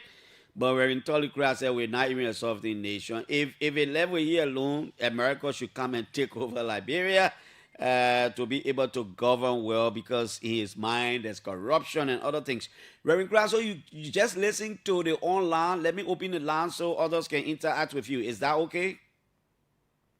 Yeah, that's okay. But let me just say one thing. What I'm saying is not just America should come and take over Liberia and everything will be okay. Okay. What we need is a sovereign citizen convention. It has never happened. There has When you never say been a the sovereign sovereignty. citizen convention, what do you mean? So the sovereignty of a state is in the people. Way back, like even today, the United Kingdom is not democratic at all because their sovereignty is in an individual. King Charles is the sovereign of England. In a democratic country, the sovereignty is held by the people, sovereign people. So the people come together in a sovereign citizen convention without the permission or approval of the political establishment. You don't need approval from the I'm president. just You don't need thinking, I approval think I from. asked you the same question before one time when you said it on the show. I'm just thinking, who ratted them? Who's going to organize that kind of gathering? How is it going to be? How is it even possible in the absence of a country that is already governed by, a leadership for the citizens to just, I don't know, rally themselves or somebody rally the entirety of the country to say, we need to do this without the government? I don't know, Reverend Kura. So let me tell you now, it has happened before in the United States, the Continental Congress was just ordinary citizens coming together. We, the people. It happened in France. So if you're waiting for politicians who are making more money than American lawmakers to come and establish your constitution, that constitution is not sovereign at all because the sovereignty is in the people. All power is inherent in the people. And the people can self-organize. Right now, as I'm talking to you, there's a person already in Monrovia, Roland Carty. Roland Carty is working with other groups to start a sovereign citizen convention. Because if it is a political party, it's political, it's not sovereign. The president takes an oath on the Constitution, but the Constitution has to be written by the people, not PRC or not the legislature. The legislature themselves, they take an oath on the Constitution. We, the people have sovereignty. And it has never happened in Liberia. It Okay. didn't happen in 1847. Reverend It Kura, didn't happen thank in you. 1986. Thank you. We will hold you there. We'll hold you there and go to the telephone lines and talk to Liberians listening to us at home and abroad. I'm trying to reach out to Liberian historian Dr. Atumos Gay. I'm not getting him. If young historian Emmanuel Kofa is listening, you can call if you want to weigh in. 0777 700-995. Reverend Tolikula is calling for a national process void of politics, void of the government, void of politicians, because he thinks we are not a sovereign nation. We were never, colonized by any ACS. It was the American government and those kinds of things. Let's hear you. Hello. Morning, Clarence Jackson. Good morning. Good morning to Reverend Todd Walker. My name is Daniel Fitty, and I call you from District 10. I want to ask Reverend Todd Walker this morning. If you say our country was not colonized by the American colonization society, then what is Reverend Todd Walker doing to erase that history from our constitution? Because we are in classes teaching the children, the same, thing, that our country was colonized by the American colonization society. So I want him to elaborate on that. Thank you very much. Okay. I have written a book. Very glad. Just hold on. You can just be writing. Just be writing. I'll come back to you. Hello there, caller. Hello. Yeah, hello. Yeah. Piso, good morning. We are good. Yeah, my name is John David calling from Jonathan. This has been my dream for so long, and I'm willing to even lead a campaign because I've been thinking, how can we do it that Liberia will gather at the U.S. Embassy and even ask them where is their stand with Liberia, because we have been in the team a very long time. So everybody that take all the country to do the country the way they feel it at the end of the day, we want to say waiting for election day to get it all in our life, and it's not getting better anytime sooner. So what do you want? What I want is No, I'm saying what do you want? He's gone. I'm asking because you're talking about gathering at the U.S. Embassy. The American government and officials we interview here, time without number, will always tell you that Liberia is a sovereign country. It's a sovereign nation. They can Well, only that's work for you. deception. They can't tell you That what to do. is a deception. Okay, Reverend Kula, we'll come to you. Let me just get these colors. Hello? Clarence, Yeah? good morning. My name is Gongano. Gongano, let's hear you. Let me say hi to Reverend Kura. When I listen to him, I conclude on one thing. We, as a citizen of Liberia, it sounds to me that we do not have a sovereignty and right to this country that we call Liberia. If my analysis is correct, there are a series of political happenings in Liberia that are being controlled by the United States government directly or indirectly, if I misspeak correct. So I want you to analyze and tell me if we really truly have a sovereignty or not. But the man say we don't have sovereignty. What else do you want him to say? Hello? How are you? Yes, we are good. Good morning. My name is Lawrence. I call from Matali. Yeah. Yeah. Let me just say something. I want to agree with the guests from the U.S. But tell me, Piso, can an organization colonize a whole nation? I don't think so. Because if you travel outside Liberia, you'll get to know that people who know the history of Liberia will tell you, say, Liberia is not colonized. But where we Liberians have that notion of saying Liberia is colonized, I think there is something need to be done. And another question to ask, I've been listening to a similar person that did before from the U.S. Before then, the program was Paradigm Shift. Is it the same old man that used to have the Paradigm Shift? Okay, thank you. He will respond later. Hello? Good morning, Clarence. Yeah? Yeah, thank you. I think I'm Prince Tamayuma calling from Sendell. Yeah. Your guest is actually making a point, It's just that I beg to differ that Liberia was that colonized. The only problem is I saw in the history is we were not mature, If we can recollect, even the flag that was hosted, it was an American flag. So I think Liberia was not mature to acquire the independence, to be colonized, We were not prepared, we were not ready. You actually agreed that we were colonized, but we were not ripped, we were not mature. It's like we started living on our own, we left on our parents without having the hand, but we just moved on our own. You got it. It's just that you having your child, and he or she feels that they can make it on their own, but they have not reached it. Thank you. Let me take a very young, brilliant Liberian historian, Emmanuel Wajulo Kofa. He's on this line. Emmanuel, good morning. Good morning, Mr. Jackson. Good morning. I don't know what are you following. Reverend Kula is opening up. We're talking about Liberia's history, colonization. He believed, like I said, I think you agree with him on one thing, that Liberia was never colonized by the American Colonization Society. Instead, the U.S. government. Emmanuel, will you just cut whatever you are monitoring on in the car? Okay. Were you listening? Yep. I wasn't listening. That's why I needed the permission. But he argued that we do not have a sovereignty, that we are not a sovereign nation.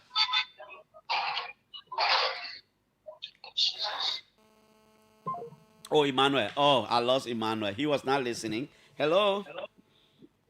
Yes, hello, good morning. If you were listening, he would have responded. Yeah, let's hear you.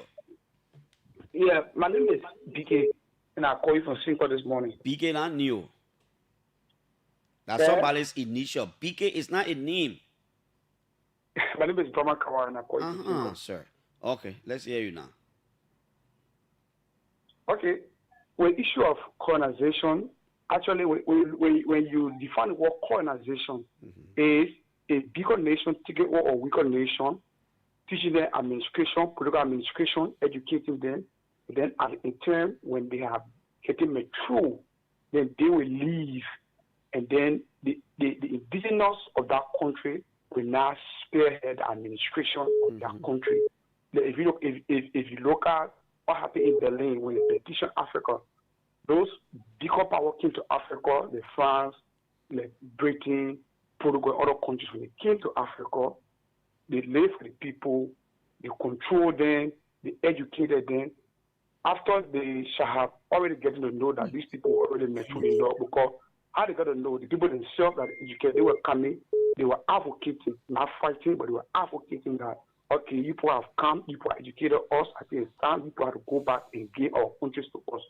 And then by the 60s, most of these countries in Africa began to get independent. You saw the issue of Nigeria, Ghana, Sierra Leone. So what's your point? You laid that foundation to say what? My point is, we were not cornered because people that came to Liberia were the one who said they came to corner and they were like citizens. Okay. Thank you. Another side of the argument altogether. Reverend Kruger, let's hear you. Got 5 more minutes. You heard the different cause. Yeah, so the last gentleman spoke about that people coming to colonize, to train you, to educate you. Mm-hmm. He doesn't understand why colonization, they were not coming to help anybody. It means these people were controlling. They never brought education. You know, the colonization is that a group of people who feel that superior coming to rule over other people who cannot. Okay, just hold on. Let me get the young historian on. Probably he's listening now. He want to ask something. Kofa? Yes, thank you for having me on your platform, Mr. Jackson. Yeah. So just the last word in his mouth, I tend to agree that those who came did not bring education to Africa. Given the fact that Africa remains the birthplace of civilization, the art of education has already begun. That is why ancient Greece, their great philosopher Plato, Aristotle, they all schooled in ancient Egypt. Back to the issue of Liberia, I mean, it must stand that Liberia was colonized by the U.S. government. And that is why when we to look at the issue that talks about the American Colonization Society, let's look at it. The founding fathers of the American Colonization Society were all senior government officials of the United States of America. Today we have Boozer Allen, all right? Boozer Washington was the Associate Justice of the Supreme Court of the United States of America. I live in Caldwell. Elijah Booten of Caldwell was the chief clerk to the Supreme Court of the United States of America. You got Henry Clay. We got Clay Aslan today. All right, he was the 7th Speaker of Congress and the 9th Secretary of State. He was doing his administration that the American government accorded Liberia $100,000 for the establishment of Liberia. All right. Now, in the context of colonization, we look at the DNA. What is the DNA? You will adapt to the will and pleasure of your colonial master. Those in Africa today will speak the French because they subscribe to the colonial policy of assimilation. You will act like me. You adapt my culture. That is why they speak French. All right. Today in Liberia, there is no country in Africa that the people speak serious as compared to Liberians. We have adapted the American way of life. Their lifestyle. It tells you that Liberia was funded by the Americans. And now, Liberia was not colonized by America. But then why did Liberia have colony? A colony cannot be controlled by an organization. A colony must be controlled by another government. Now let's look at the issue of India that gave independence somewhere in April 1947. You had the British East India Company. That was a company controlling India. But what happened today? India is a British protectorate. All right, you had the Sierra Leone Company.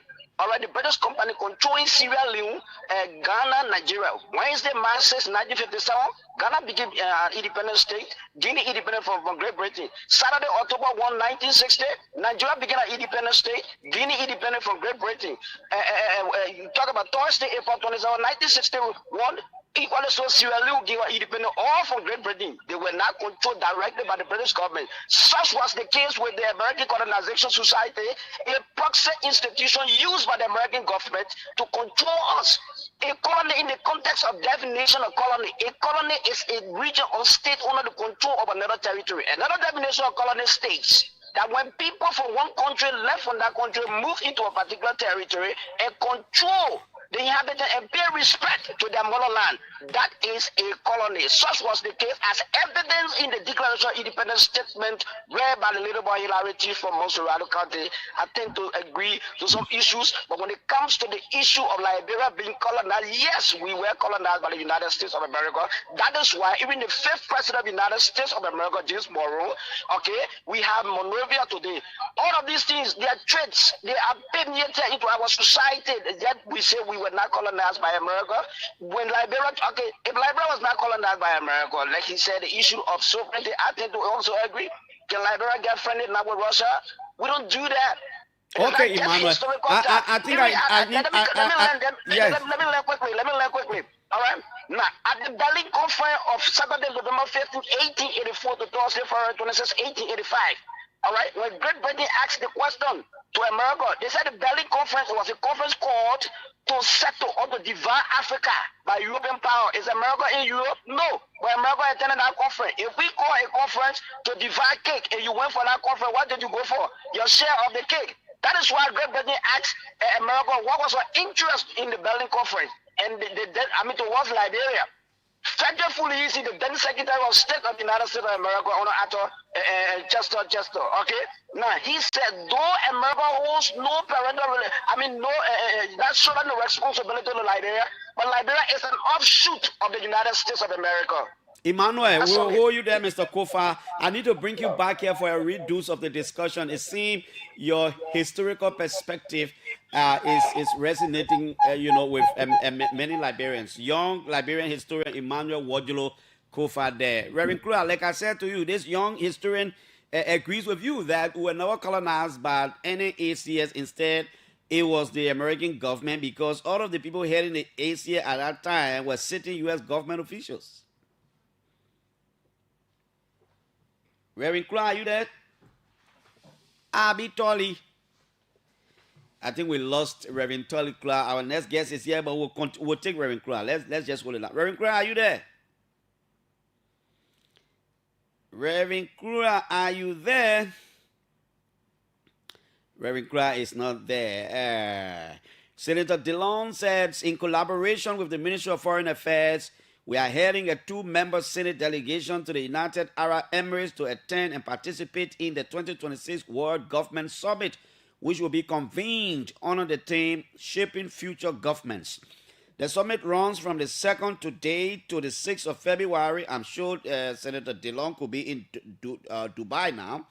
The 2026 summit will bring together governments, international organizations, top leaders, and private sector leaders from around the globe to foster international cooperation and identify innovative solutions for future challenges, ultimately inspiring and empowering the next generation of governments. Our distinguished colleague, Senator Nyan Twai of Nima County, is also a member of the Senate delegation to the summit. So Senator Darius DeLong and Senator Nyan Twai of Nimba are currently in Dubai as part of a foreign ministry delegation there.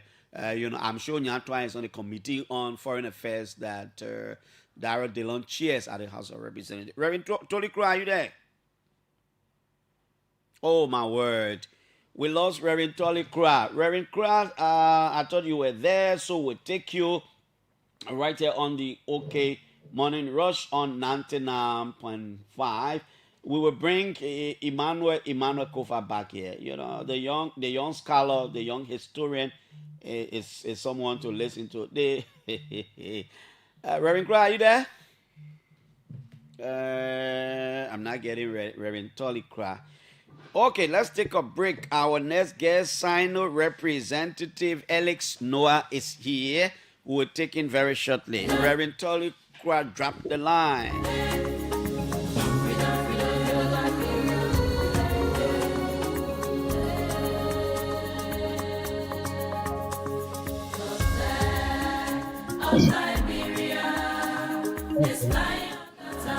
Reverend Kura is back on the line. Reverend Kura, you can just respond, and then we will leave you very shortly. Yes. So the last gentleman was talking about colonization was a thing that coming to educate. That's not true at all. All men are created equal. And that's it. And the other guy was saying earlier about what we need to do. Talking about going to the embassy. That's precisely what we're going to do. We will go to the embassy every last Monday of the month, beginning this month. Every last Monday, we'll go for the fourth and final remonstrance. It started with Elizabeth Freeman in Massachusetts. She won her freedom. She won reparations. And freedom without reparations is not freedom at all. And so in her track, we follow her example. She was illiterate. She couldn't read and write, but she knew she was a human being made in the image of God. And those people who were enslaving her were wrong. So we are following her. We're following the December 5th, 1823, following Joseph Shepard, 1830. We are moving forward, and we are going to have a sovereign citizen convention in Liberia. But before the sovereign citizen convention, we are bringing these historical legal documents to the United States government at the embassy in Monrovia every last Monday at 12 noon. And we'll continue to have raffles. We will continue to have essay contests to disseminate the information, because there's no reason why we should have lawmakers in Liberia earn more money than lawmakers in America. But a corrupt tree will never bear fruit. That's what the Bible says. If you want a good fruit, sow good seed, experiment, and you're going to get good fruits. And it has not happened in Liberia, and we're going to make sure it happens. Okay, Reverend Crew, I'd like to say thank you ever so much. Reverend Tolly Crowder from the U.S. He's heading a big campaign that he's been leading for many, many, many years. He wants to ensure that Liberians have access to go to America without going to any U.S. embassy anywhere for visa. That is something. Let me just correct you. What we want is not to go to America, but for people born in Liberia to attain their God-given potential. We have scientists, we have engineers, we have inventors across England. Anyone us to go to America visa free? That's our right. But the purpose is not to go to America. The purpose is to attain our God-given potential. So if God sends you to be a scientist, as if we're not doing it, must we go to America to do? But anyway, that's another discussion. Very clear. Thank you. Maybe another time we can stretch on that. Thank you so much. Okay, thank you. I'll be Tolly Crowder, a Liberian from Tapeta District there in Boston, in the U.S. He was our guest this morning. Our next guest is already here, but let's just get a gist of this song, at least for a minute. Representative Ellis Green is Ellis Noah rather. Ellis S. Noah. I don't know what the boy S stands for, but he already here.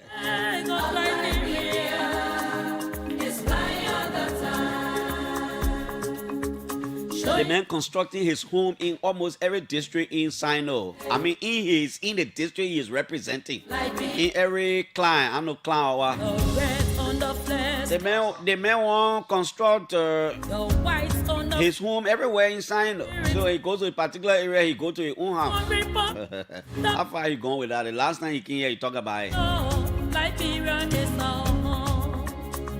The Declaration of Independence was signed in 1847. 11 men on the paper, we are known as First Republic. The Lone Star shining evermore.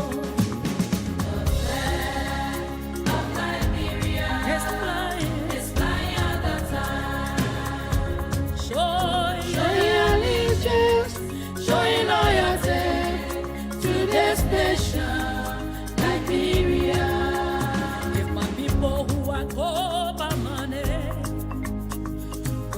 Themselves and seek my face. I will rise and heal their nation. Liberia will rise again. Nation will come to your rising. I prophesy. Kingdom will come to your light. Together let's live your peace. Cause in unity we will build our nation. I can't stop this song. Liberia, I hope this year they can feature her on the Independence Day again. I've been trying to advocate this thing 3 years now. Arise and take your place. Of Liberia, it's flying on the ground. Showing allegiance, showing loyalty to this nation.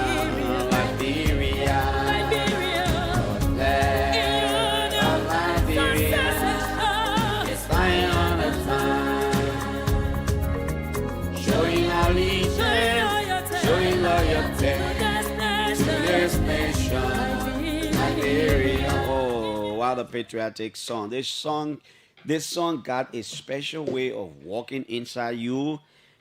If you're a Liberian, every time you hear this song, you know, like the people in Nimba, when they hear the Tuma, you know, they'll wake up. I don't care what the Nimba man, the Nimba woman is doing. When they hear that song, they shake their body a little bit. Representative Ellis Noah is here from Sino County. He's our next guest. Representative Noah, good morning. It's good to have you. This time around to get you wasn't anything easy, but at least I have you now. Thank you, Piso. Thank you. Happy New Year. Many happy return, my brother. How is everything? How's 2026? 2026 starting well. When there is life, there is hope. Can bring your mic up? Okay. When there is life, there is hope. Yeah, and I like that. I feel we started the year on a good path with family, everybody being okay. And I think that's the best thing to carry. Yeah. In the midst of all the ups and downs. Yeah. How is your district? Is it district what? District 3. District 3. How is it? District 3 is okay, and I think our people are relatively okay. I'm overly excited over where we met the district and what we have headed right now. This morning, for the first time in the history since the establishment of our country or the creation of our country, trickled down to the district for the first time for students to be picked up from towns the morning going to school in school bus for the first time. I shared here in the car, and I will share some of the pictures and video with you. You did that? You bought what? Bus? Yeah, 2 buses for 2 of my accessible districts. Tayo and Sankwa. Mind you, Peter, I hope you don't forget. So your electoral district my electoral district is comprises of 5 statutory districts. Mind you, now geographically, you know, it's the BK inside. No, I'm not sure. I'm not sure you want to say 5 statutory district. No, I think you want to say your electoral district is a composition of 5 sub-districts, meaning it is a statutory district. No, 5 statutory districts. So, for example, Draswan is a statutory district. Tayo 1 is a statutory district. But a statutory district, you can have several districts in a statutory district. Exactly, you can have administrative. But mind you, now statutory district is being headed by district superintendent. I know that. I get 5 superintendents. So I get 5 statutory districts. Yeah. But how be a son that you have that kind of thing? Because I'm judging the fact that in Bonn, for example, where your colleague Prince Cornea is representing, is district number 1. Yeah. But it is a composition of Cocoyam Statutory District. And in Cocoyam Statutory District, you got Boysen District, you got Cocoyam District, you got Tokpabli. Yeah, that they administrative. So you say you got 5 statutory? I got 5 statutory districts with 5 superintendents.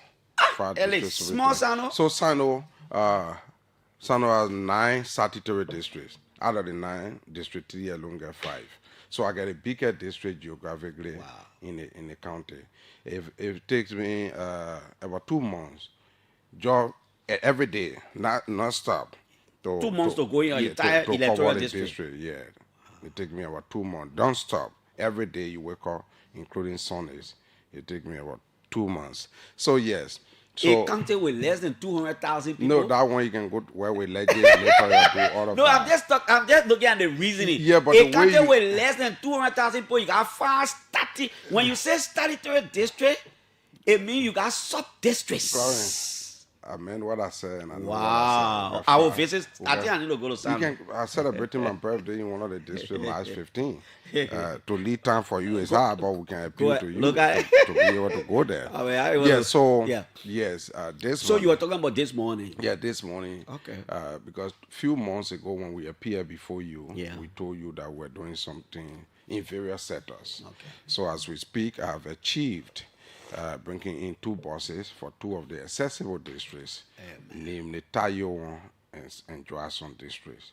So this morning, the operationalization of the buses has started, more especially the one for the Joasson people, clamoring the activities for the driver for the Tayo one bell. He will be leaving town by this week Wednesday. So the bus is just in the town. They just drive around town. Any child you see in uniform, you pick them up and carry them to their nearby school. Not necessarily. So we work along with the DU and the principals of the various schools. Okay. So they give me the statistic of the district, how they call it, the high school is situated and its environment, where students come from to come to the high school.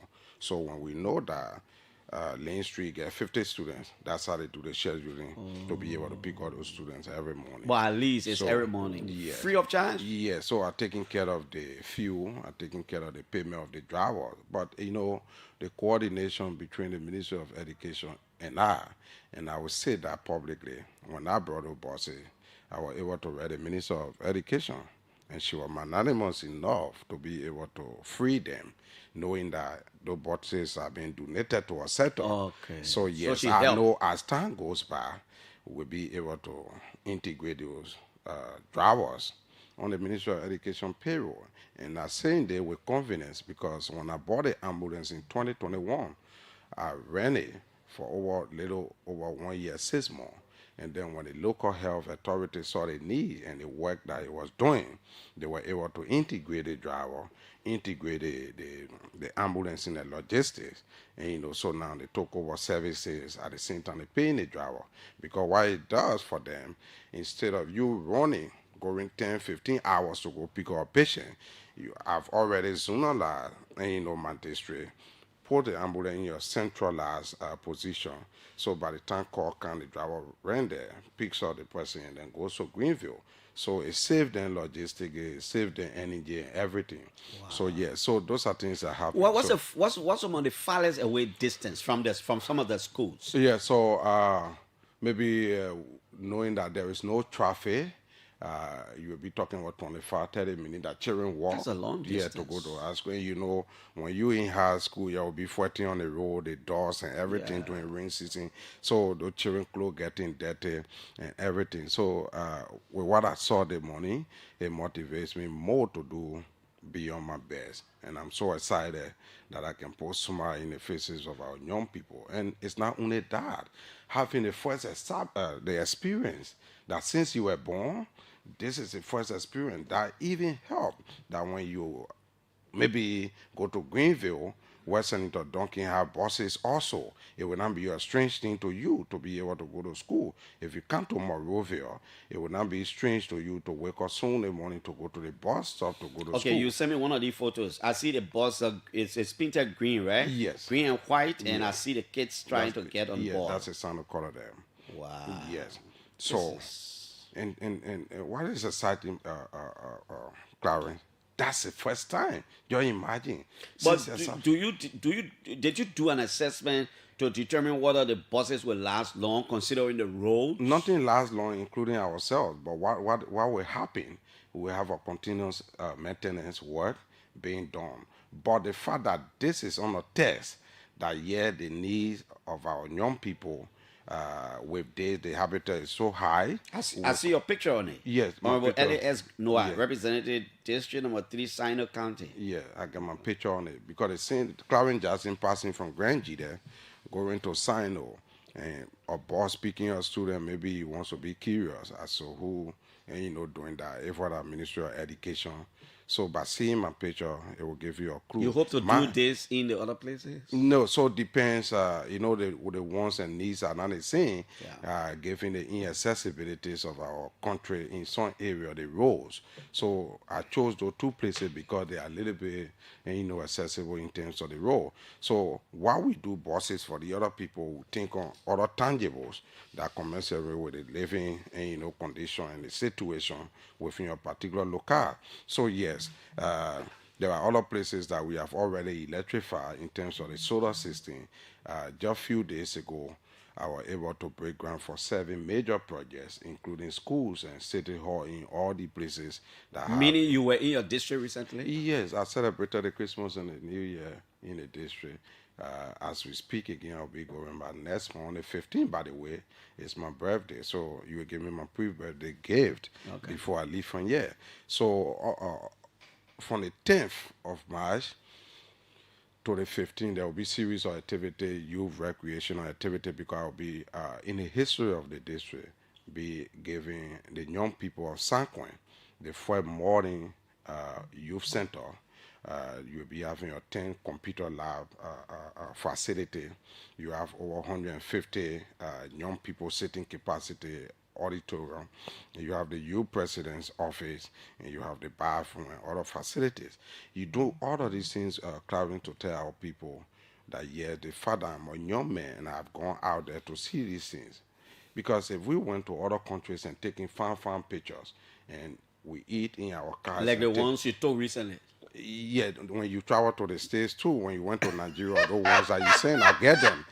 So the fact that we can do these things and admire Rwanda and other countries, we should be able to translate these things into actions to our people. And this is why when I bought the buses, other people were concerned. Again, I got my motivation from the ambulance when I bought it in 2021. People were curious in terms of the maintenance and sustenance of it. Is it running? Is it still running? It's the best. The CHO, I wish he listening, the CHO for Sino. In fact, officially he did a communication to my office and telling the Sino legislative caucus on our various contribution to the health system, highlighting and the issue of the ambulance. And I can tell you from 2021 up to this time, I wish I have the statistic, but I would not do it because I don't want to be having claims and counter claims. But we have now had over 5 days, given that ambulance was essential to the health needs of our people.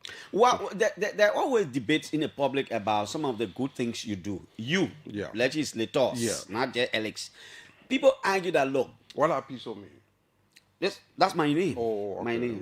My name. No, this is my traditional name. Because you said you want to know why. My name is Piso. What's son involved?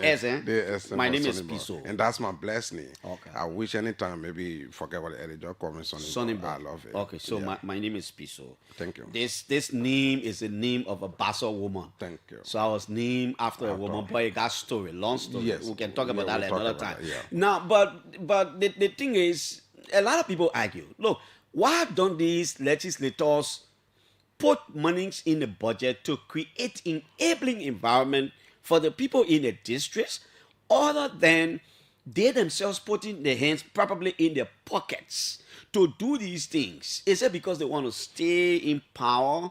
Because when the government is doing it, you can boast. No, you can take some credit to say, I'll allow it, but when it is an Ellis Noah kind of thing, you keep the district the way it is because you want it to be, so you want to be seen as the president. How do you respond to those kinds of arguments? So I think it is a foundational issue of our politics. Okay. I feel those people, when we were in school, when we were young, who were in these positions, that's the way they started with our people. But in America and other places, people don't see their lawmaker easily. They just do fast, do emails, and then if it's a need for me to see you, based on our exchange on the email, you will come because there will be an appointment. Now, Clarence, our foundational issue, like I said, is where people who started the whole politics thing go to our people with lies and tell them things that they will do when you know you cannot do it. And I agree with you. If we create an enabling environment in terms of passing those laws that will give all of our people the opportunity to be able to get jobs to do, right? If you went to a district to visit, those people will offer you. Our people are generous people, but the financial incapacitation of the livelihood is bad. So you see young people baking, their source of income is contingent upon writing for you. The source of income is contingent upon politicians going there and the buy important in terms of those sycophancy activities that they carry on. But if a young man is working, how many young people in America and other places that you see and are using this, that if somebody is busy, they don't have the opportunity to even go to Ataisha and be calling on the radio this morning. Clarence, could you imagine somebody in a 25 and 30? They have no bank account, right? They have nothing to depend on. By the time they force their money, the first thing is to call because nothing, the person has not worked. So yes, fundamentally there's something wrong. And I think it's where you go to our people, you bamboozle them, and as politicians on things that you think you can do. And then we get a feedback. We are suffering. People see all the people who get money in Clarence. In the money, if I were to have $500 on Thursday, before Saturday morning, it's gone. Because Friday, you're getting people in the morning. Saturday, you're getting people in the morning. Sunday, you're getting people. So this morning now, I'm a new. You are right. I'm a new Eddie. No when do we use governance to correct some of these things to make the national budget to work for all of us? Yes. So I think what the role we need to play and what we need to do, it even requires a nationwide campaign that we need people that you to help, and our people are getting accustomed to getting from lawmaker or from politicians. Then even politicians playing the oversight role for government to do it, they will preclude you, they will exclude you from that thing because you did not carry to them directly. So, for example, I see more lawmakers. I have not done it because I even told my people that would not be one of mine. Because to even maintain a machine, naturally, your own generator to maintain it is not easy. Then you're talking about a yellow machine that even companies that operate those things, they complain on people stealing fuel, they complain on servicing them. So what happened when we capacity the Ministry of Public Works, for example, and make sure our oversight is seen on those roads that were captured and for a particular budgetary year to be implemented?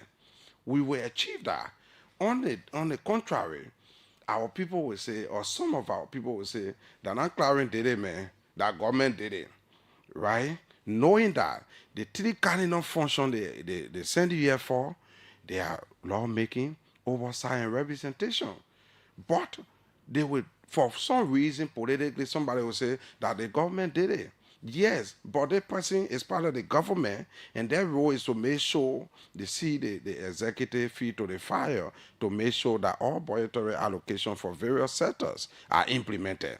So yeah, until Clarence, we as lawmakers, we put friendship aside, we having an interview, time to do, if our auditor time to do auditing of OKF and I don't know you, exactly. We'll do our work directly. After that, we can laugh later. But even those ministers, those directors, and all of that, even in the functioning of our detail, we put friendship above everything. And at the end of the day, who feels it? Our people, the locals. Because what's the rationale behind you building homes in the different parts of the district you're representing? So I don't know your county, how you've been following politics. The same people that you're helping, our people, some of them, and I'll be very conscious as to how to use the words. Yeah. Some of them, with all that you would do, even if you were to build their homes, they will say, the man who building all our home, why he is get to sleep? That's a saying from some of them. And sometimes when election is coming near, people also use those remarks. That man who won't represent where he get to live, he himself. Now, given we hear that a lot. Now that I found myself in your district, that is electoral district that is comprised of 5 statutory districts, then it tells me that building home in each of those districts gives hope to those residents that every day or every time I will stop there because myself part of them.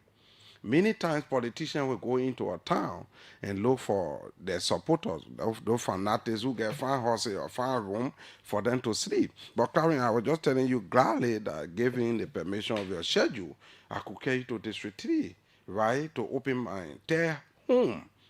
But while opening a third home, yeah, while opening a third home, I'm opening the first state-of-the-art youth center. Down in the town where you build a third home. Around my place. Even getting the facilities that my horse will be having. Now, the reason I'm saying this, Clarence, why you doing it for the people? You got to be a role model, also a responsible leader that, yes, indeed, this person who is leading. So, for example, I could choose. How many times, sometimes, somebody will say, since I built and I've not slept inside consecutively about 1 month. No, if you tabulate all the times I visited, sometimes 2 weeks in some of them. But it gives hope to the people and the people in a particular locale. The second thing, it creates job. Each of my homes, I have 5 persons working there. 3 securities, 2 women. Taking care of the place. Taking care of the place. And every month they get paid. I'm just saying. What do you need security in the rural place? So not necessarily when you say security, somebody need to, mind you now, you have our case, who will just take charcoal and go around or anything. Okay. Somebody got to be having a regulatory responsibility to make sure, not security in terms of fear. Have you been able to meet with citizens from your district residing in Moroville since you became a representative? Sometimes it's important. Many times I've been invited on occasions. And in fact, what I did first time in the history, since I won, I've invited them. July 26th of 2024, for the first time, for the 5 statutory district residents to get together before their leader. I did that. And it was so overwhelming to the extent that even those chairpersons, those national chairpersons who chairs various districts, they never knew each other. It was so exciting. And you know, the lawmaker bringing them together, a Chinchin Noble, cheerleaders, a Chinchin Noble, youth organization, the heads. Because if you want unity in your place, and I'm so happy to where I'm in my district and to where it is today, you can see that we have headed somewhere. Are we okay? No. But there are progress being made, yes. And that's why when I appear before you, I ask you to just get a call, one line for the Sano people, more especially those Sano people who want to see development. You will always get criticism, don't get me wrong. But even the critics, their criticism can help us to strengthen us. So yes, I have putting our people together. Despite of that conglomeration on our 24, I've visited them in various locales to just hear the problems. I have also getting involved into giving loan, or it may not be the correct word, but revolving fund to our women. So far, women, you get them money and then they revolve it, and you know, to each other without cent coming to me. So one thing I've achieved since I took over, I have not had those personal calls of people asking me, oh, I want to do business. You know, that would be the normal routine.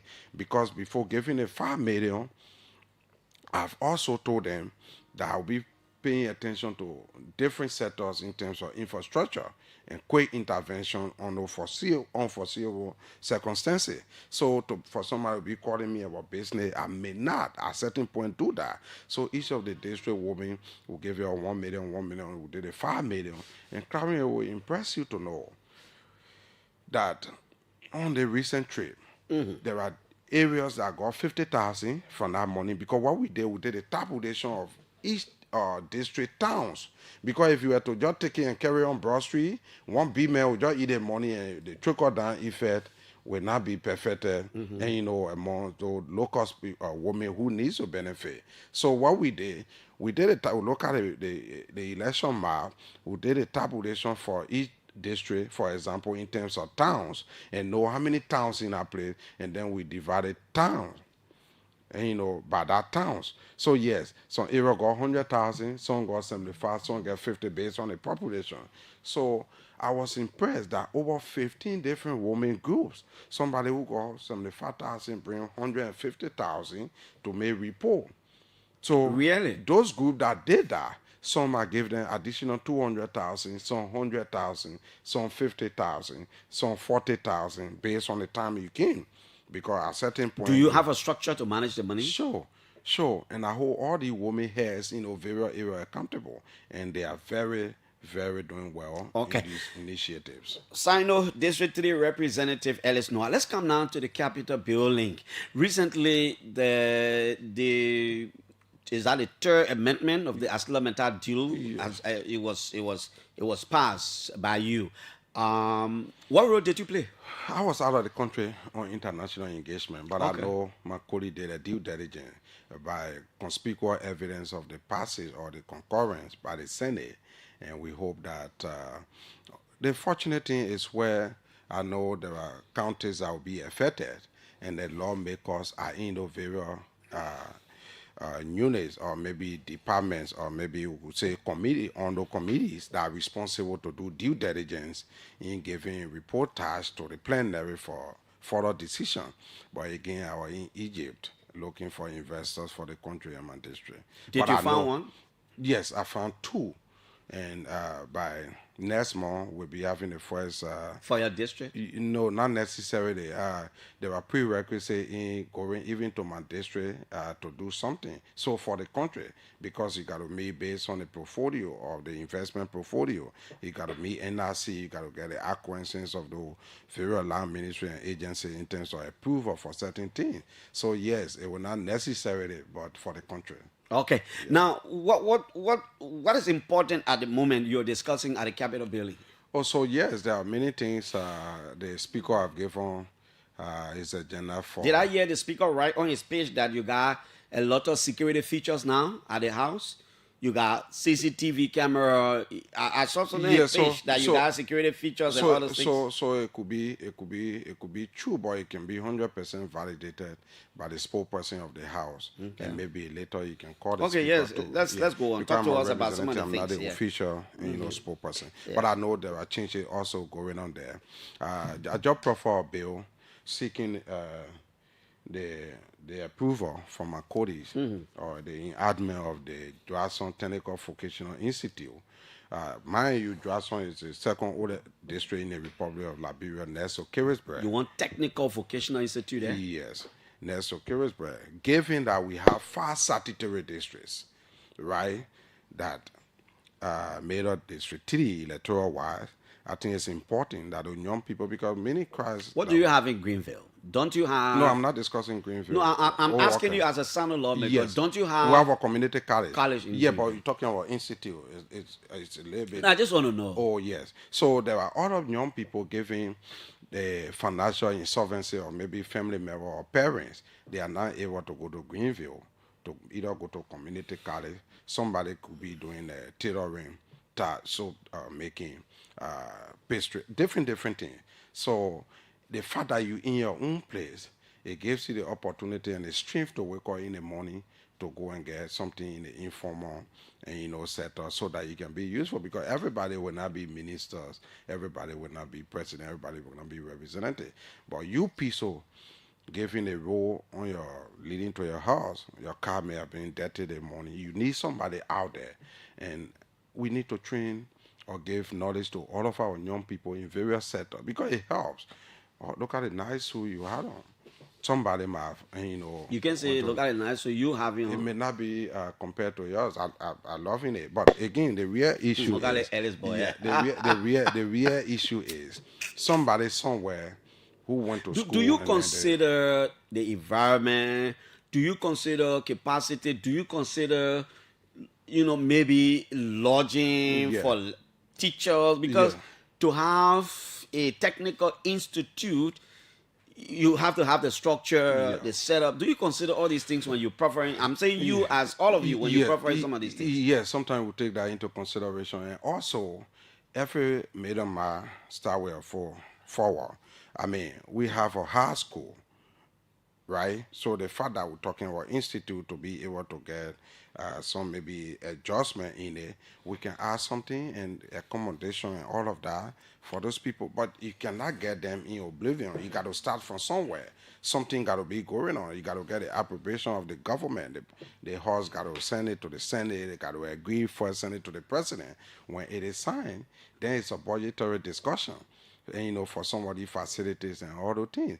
And what will happen, Clarence, it also helped to depopulate or decongest the one Mosorado. And that's why on the floor when we're arguing on the presentation made by the chair on national elections and stuff for the bill to additional seats.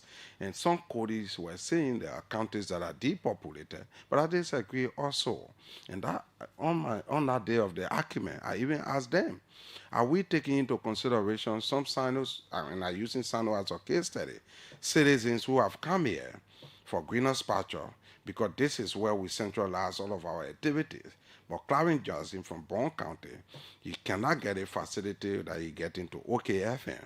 So if you're I'm going to Monrovia to be there. Now, some of your ID cards you are on you, if you were to check it in the morning, there is something called country of origin. And you will get Brown County despite you did not vote there directly, but and you will also know that many people get access to the lawmaker from the country of origin, and in terms of gesture, in terms of asking them for school fees and all of that. Now, the reason is all they know that's the country they come from, you representing them. But because of the activities that they are carrying on here, they're not able to live back home because that every environment is not there. The person has been accustomed to maybe teaching 2 schools here and get air conditioning in their home. You will not be able to carry them back easily, but they know that they have a representative from the place. So the point I was making is, if we have the financial solvency to be able to carry all of our people doing voter registration, this Mosorado will be depopulated. You can check on me on that. If every county say, we carry all of our citizens to do the ledges requirement, to do all of the NEC requirement in our county, and people check county by county, you have all the counties being equal. In terms of population? In terms of population. When I say equal, not to 100% level, mind you, now I agree, there are other countries that are bigger than other. But all that I'm trying to suggest here is because 99% of the people living here, they're from other countries. And on whose ticket did you win, Noah? On the CDC ticket. Okay. I'm a citizen. Okay. Yeah. Okay. So, if you do that, Chief, you will know that Sano have no 200, or maybe as you presume, less than 200,000 people. Will go to 500 to 600,000, right? Residents, even voters. But because of this, we have a fundamental problem with ledges, and we are discussing our census on our level. Also, given the inaccessibility of other areas, they don't reach everywhere. And I can bet you on that. You say that to mean that the statistics are not correct. Yes, sometimes. Because they don't reach. Sometimes. But Clarence, let me ask you, do you agree Liberians say 5.2 or 5.5 as being something? What do you think? No, what do you think? No, you tell us. I think it's more than that. Until really we can do. But sometimes legislators can deal with the Ministry of Education, Ministry of Health. They got their own patient load. They got their own. And sometimes they do these small things, and they help legislators with information just in case legislators is not able to reach. Until I met you normally do the fact check, I still have a question that we. You could be right. That. Yes, we more than that. So all that I'm trying to say when I was doing my presentation, I said there is no need to say the other county. Mind you now, we did not do census for a few years. I think 22. Did they allow any of the seats to sign up? No. They proposed now. No, but okay. I think you think they should allow some. I think Sano deserved that, and that was an argument that I prefer with. What's the current level of your county's population? We around 170 something thousand. But I just told you, if we really do the real checking, we're more than 400,000. But we get there. That one is not your word. Do the real checking, that one is not your word. But the point I was raising to our colleagues that these things sometimes, parents, you are in a country at a certain point they wanted to demote some counties by removing some seats. You can remember a few years back. right? I think in the 53rd or 54. I think it was 52nd. Yes, 53rd, they wanted to demote some counties. Something in politics they call political expediency, right? Also, not everything, so you know that even lawyers, sometimes they temper justice with mercy and all of that. You want us, you want me to be passing Nima, passing Moserado, 44C, 33C. Then I go to my people, oh, I just signed. So we are saying for our political expediency, every county, give the bigger counties, give them, because the Constitution said now give them more seats, but every county should have. should have one. Should have one. Mind you, I just told you, Clarence, I get a bigger district geographically in a county in terms of development. What is informing that decision to give seats? That decision should be informed by something. Yeah, the census report. Mind you, now report was done, I think 2022 or something like that. Now we try to effectuate that because it did not happen. Can we do a new one? Yeah, I could also say yes, so that Sano can get 2 seats because I say questioning that Sano should get 0. What you talking about 2? You have a population of 176 that is less than the population of questionable maybe one district in some of the counties. Questionable until again, like you said, and I join you. So let's be on the same page on this one. You're not joining me. I'm not joining you. Let's be on the same page on this one, Clarence. But I know there should be a little bit of due diligence, and you know, I know it's tedious. Taking Clarence from here to go to somewhere called Birmingham in my district. You got to get over in the Kingdom, over the sea, and all of that. I know. When Clarence look at it, say, okay, how many villages or how many towns, let's say horses. Yeah, let's just calculate. Yeah, let's just calculate. Then they get a type of report. Have you heard people say, do not blame Unity Party and the government for passing some of the laws? The seditions are over there. What are they doing? Have you heard those kinds of discussions? So I think what is bigger than any of us is a country. CDC have no country on our own. Unity Party have no country on our own. We are all Liberians.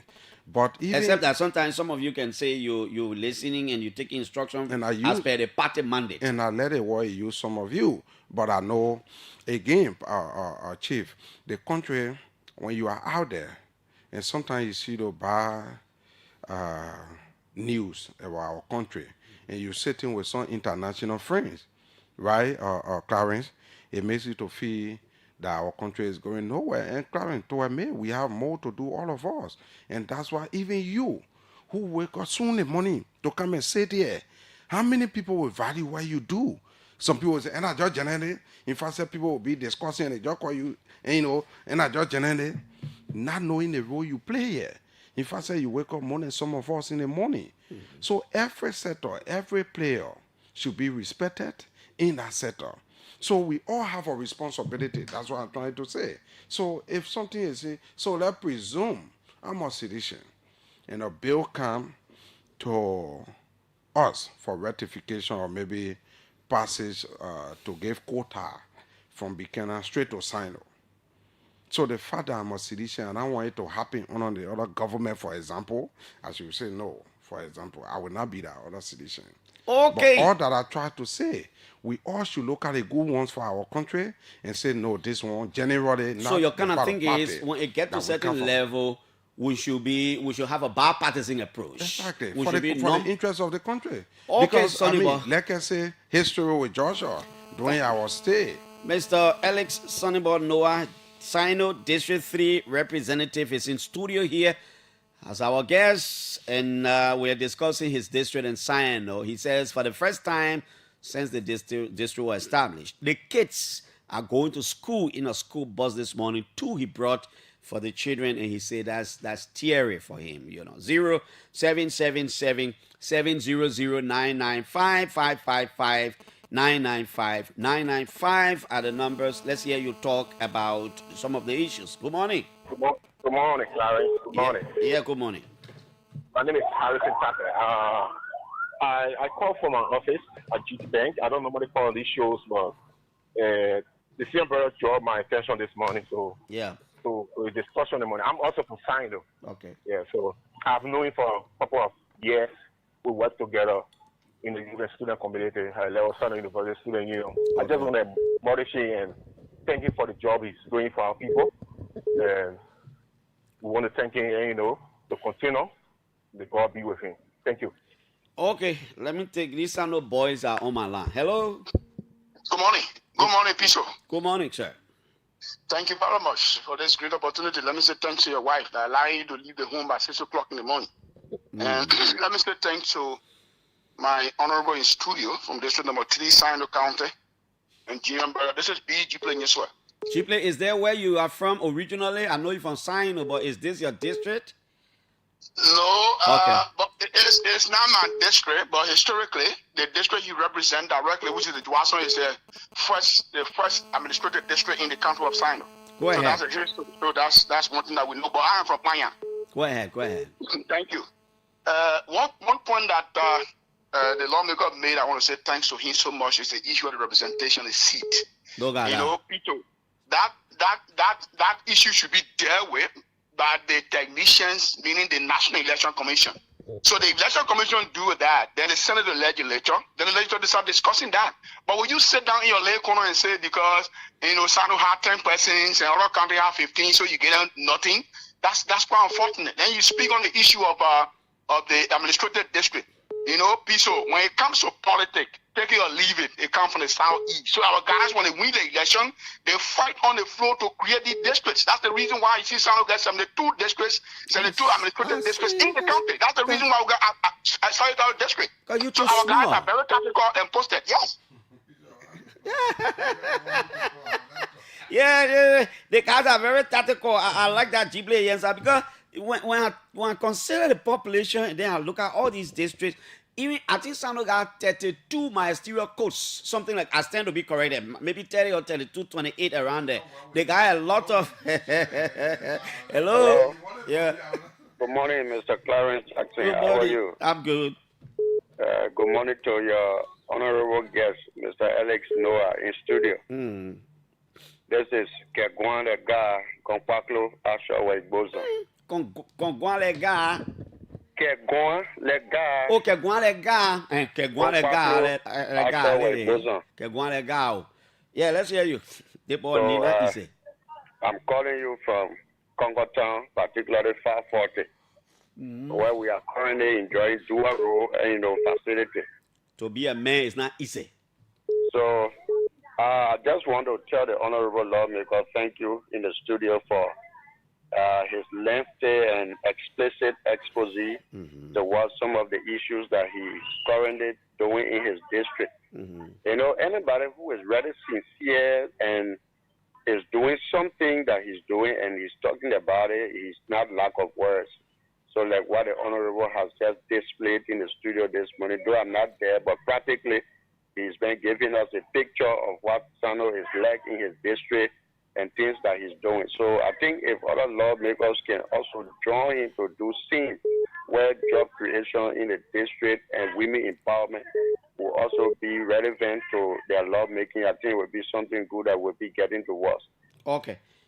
Let's take this. This call is not from Africa, even though registered in Africa, but I think it is from the US. My man no call, my man no normally registered different countries. Hello? Good morning, Mr. Jackson. Good morning. And good morning to Mr. Noah, Representative Noah, Honorable Noah. Yeah. Thank you very much for the showing. I want to, first of all, extend thanks and appreciation to the representative for the development as it relates to transportation for students in his district. What's your name first and where are you calling from? Question. I'm Thomas William calling from Minnesota. Because I knew that Thomas. He asked a salient question. He asked a salient question, but the representative attempted answering that question politically. And I want to ask this question again. Mr. Representative, your initiative of transportation in your district, transporting kids or school-going kids, is very commendable. But I think that program should be sustainable. And I believe that you want it to last beyond your office or beyond you being in office as a representative. So why can't you guys, or you honorable man in Liberia, the representative and senator, make this thing as a national project or national policy where all districts, the 73 districts of Liberia will have transportation system so that people can go to school. Because what we're seeing, you have facility. You make a point that you are working with Ministry of Education. But mind you have facility. This may interfere or compromise your independence. Because now you are working with the minister so that those people driving the bus in your district will be placed on government payroll. Don't you think this kind of contract or this kind of agreement between you and the government will undermine your independence as it relates to working as a lawmaker? Because if they say, oh, the way Mr. Noah is very critical these days, I don't think we can do this because providing fuel for the buses, paying those drivers who are driving those buses will promote his political agenda and give him a chance to be re-elected. So if we stop it and after you're not represented again, we see these buses in the bush with grass growing in them. Thank you very much. Thank you. We'll go back to Ellis because we're not taking any more calls. I just wanted to ask, there is this popular debate among some, how do you call yourself? Sanoans? Is that what you say? The people of Sino, from Sino, is that what you call yourself? Yeah. Some of them suggesting that, look, we need to add the Sapo tribe to the 16 to probably make it 17. Yeah. And what do you think about that? I think of recent, we have a group of people, sons and daughters of the land, who had in the campaign. Okay. And I think the Minister of Information have also been working with them. I think they went to court first from the issue of the Sapo being placed on the Sapo mask being placed on the national data. Yeah. And I think they won that case. It was accepted. I think the former governor, he said it was an oversight. They did not mean no harm. And then they further went to the Ministry of Information, Cultural Affairs, and Tourism. They have accepted as we speak. If you were to visit the ministry, you will see the Sapo mask and being placed on the cultural features to be able to display them. Also, the Sapo tribe has been they are being accepted and acknowledged by government that they are tribe. Now the campaign that is on is the issue of gaining county starter. Okay. That we shall. Oh, really? Yeah, that's a county starter that they are fighting for. And I think every citizen on our jurisprudence or maybe on our constitution have the responsibility to petition the government to make sure that the needs and wants are maybe discussed and handled.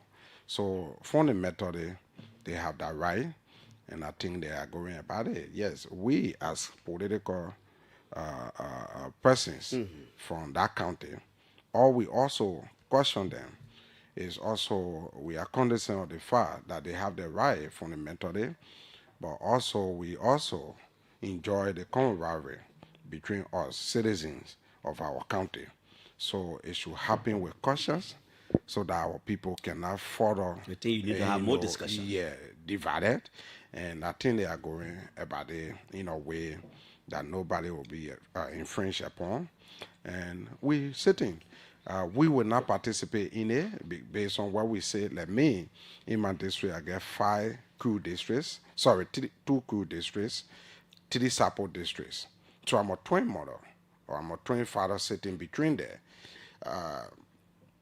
Despite from the Sapo place. And all politics is local. Yeah. Sometimes these things can play depending on the role you play. Yes, and I enjoy the campaign. I enjoy the way the citizens going about it, excluding us until it can reach our level.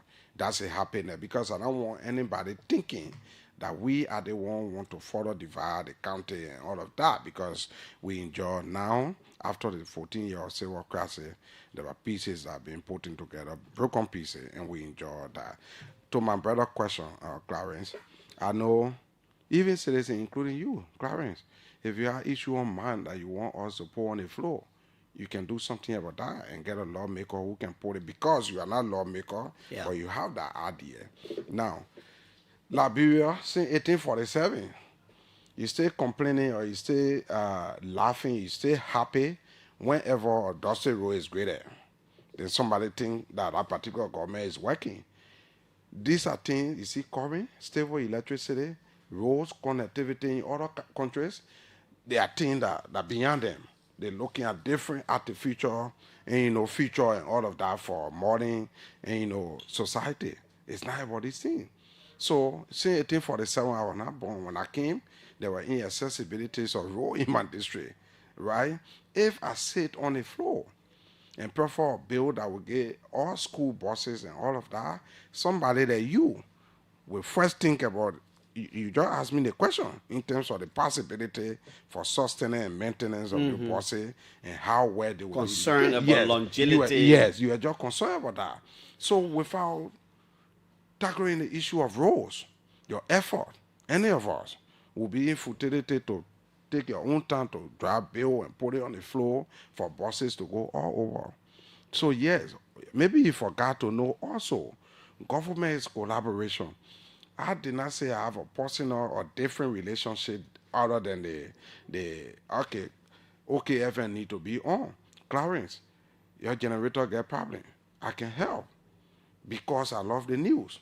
So I'm a young man who get a passion for education and seeing young people working, and I went through all of the adversities when I was in the grade school. I decided to do this, and that's why I told you every 1 million role you got to make a step.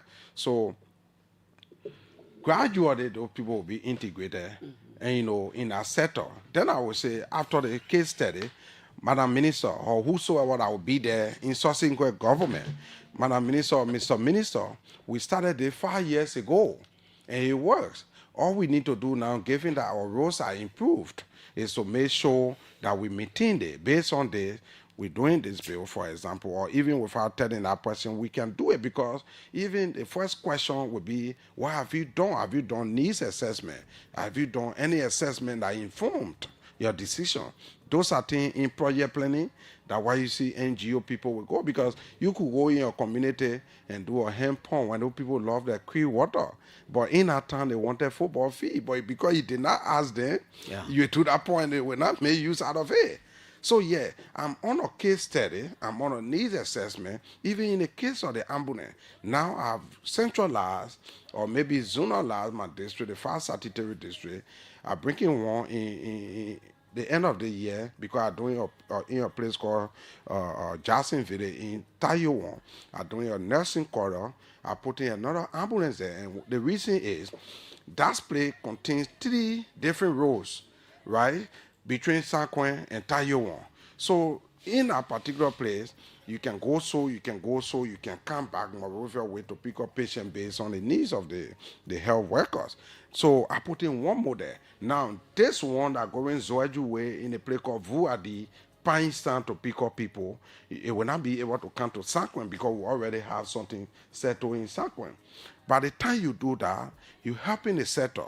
When the sector leaders see that, they want to integrate gradually those logistics, those manpower into the system. I'm not thinking it's a compromised position.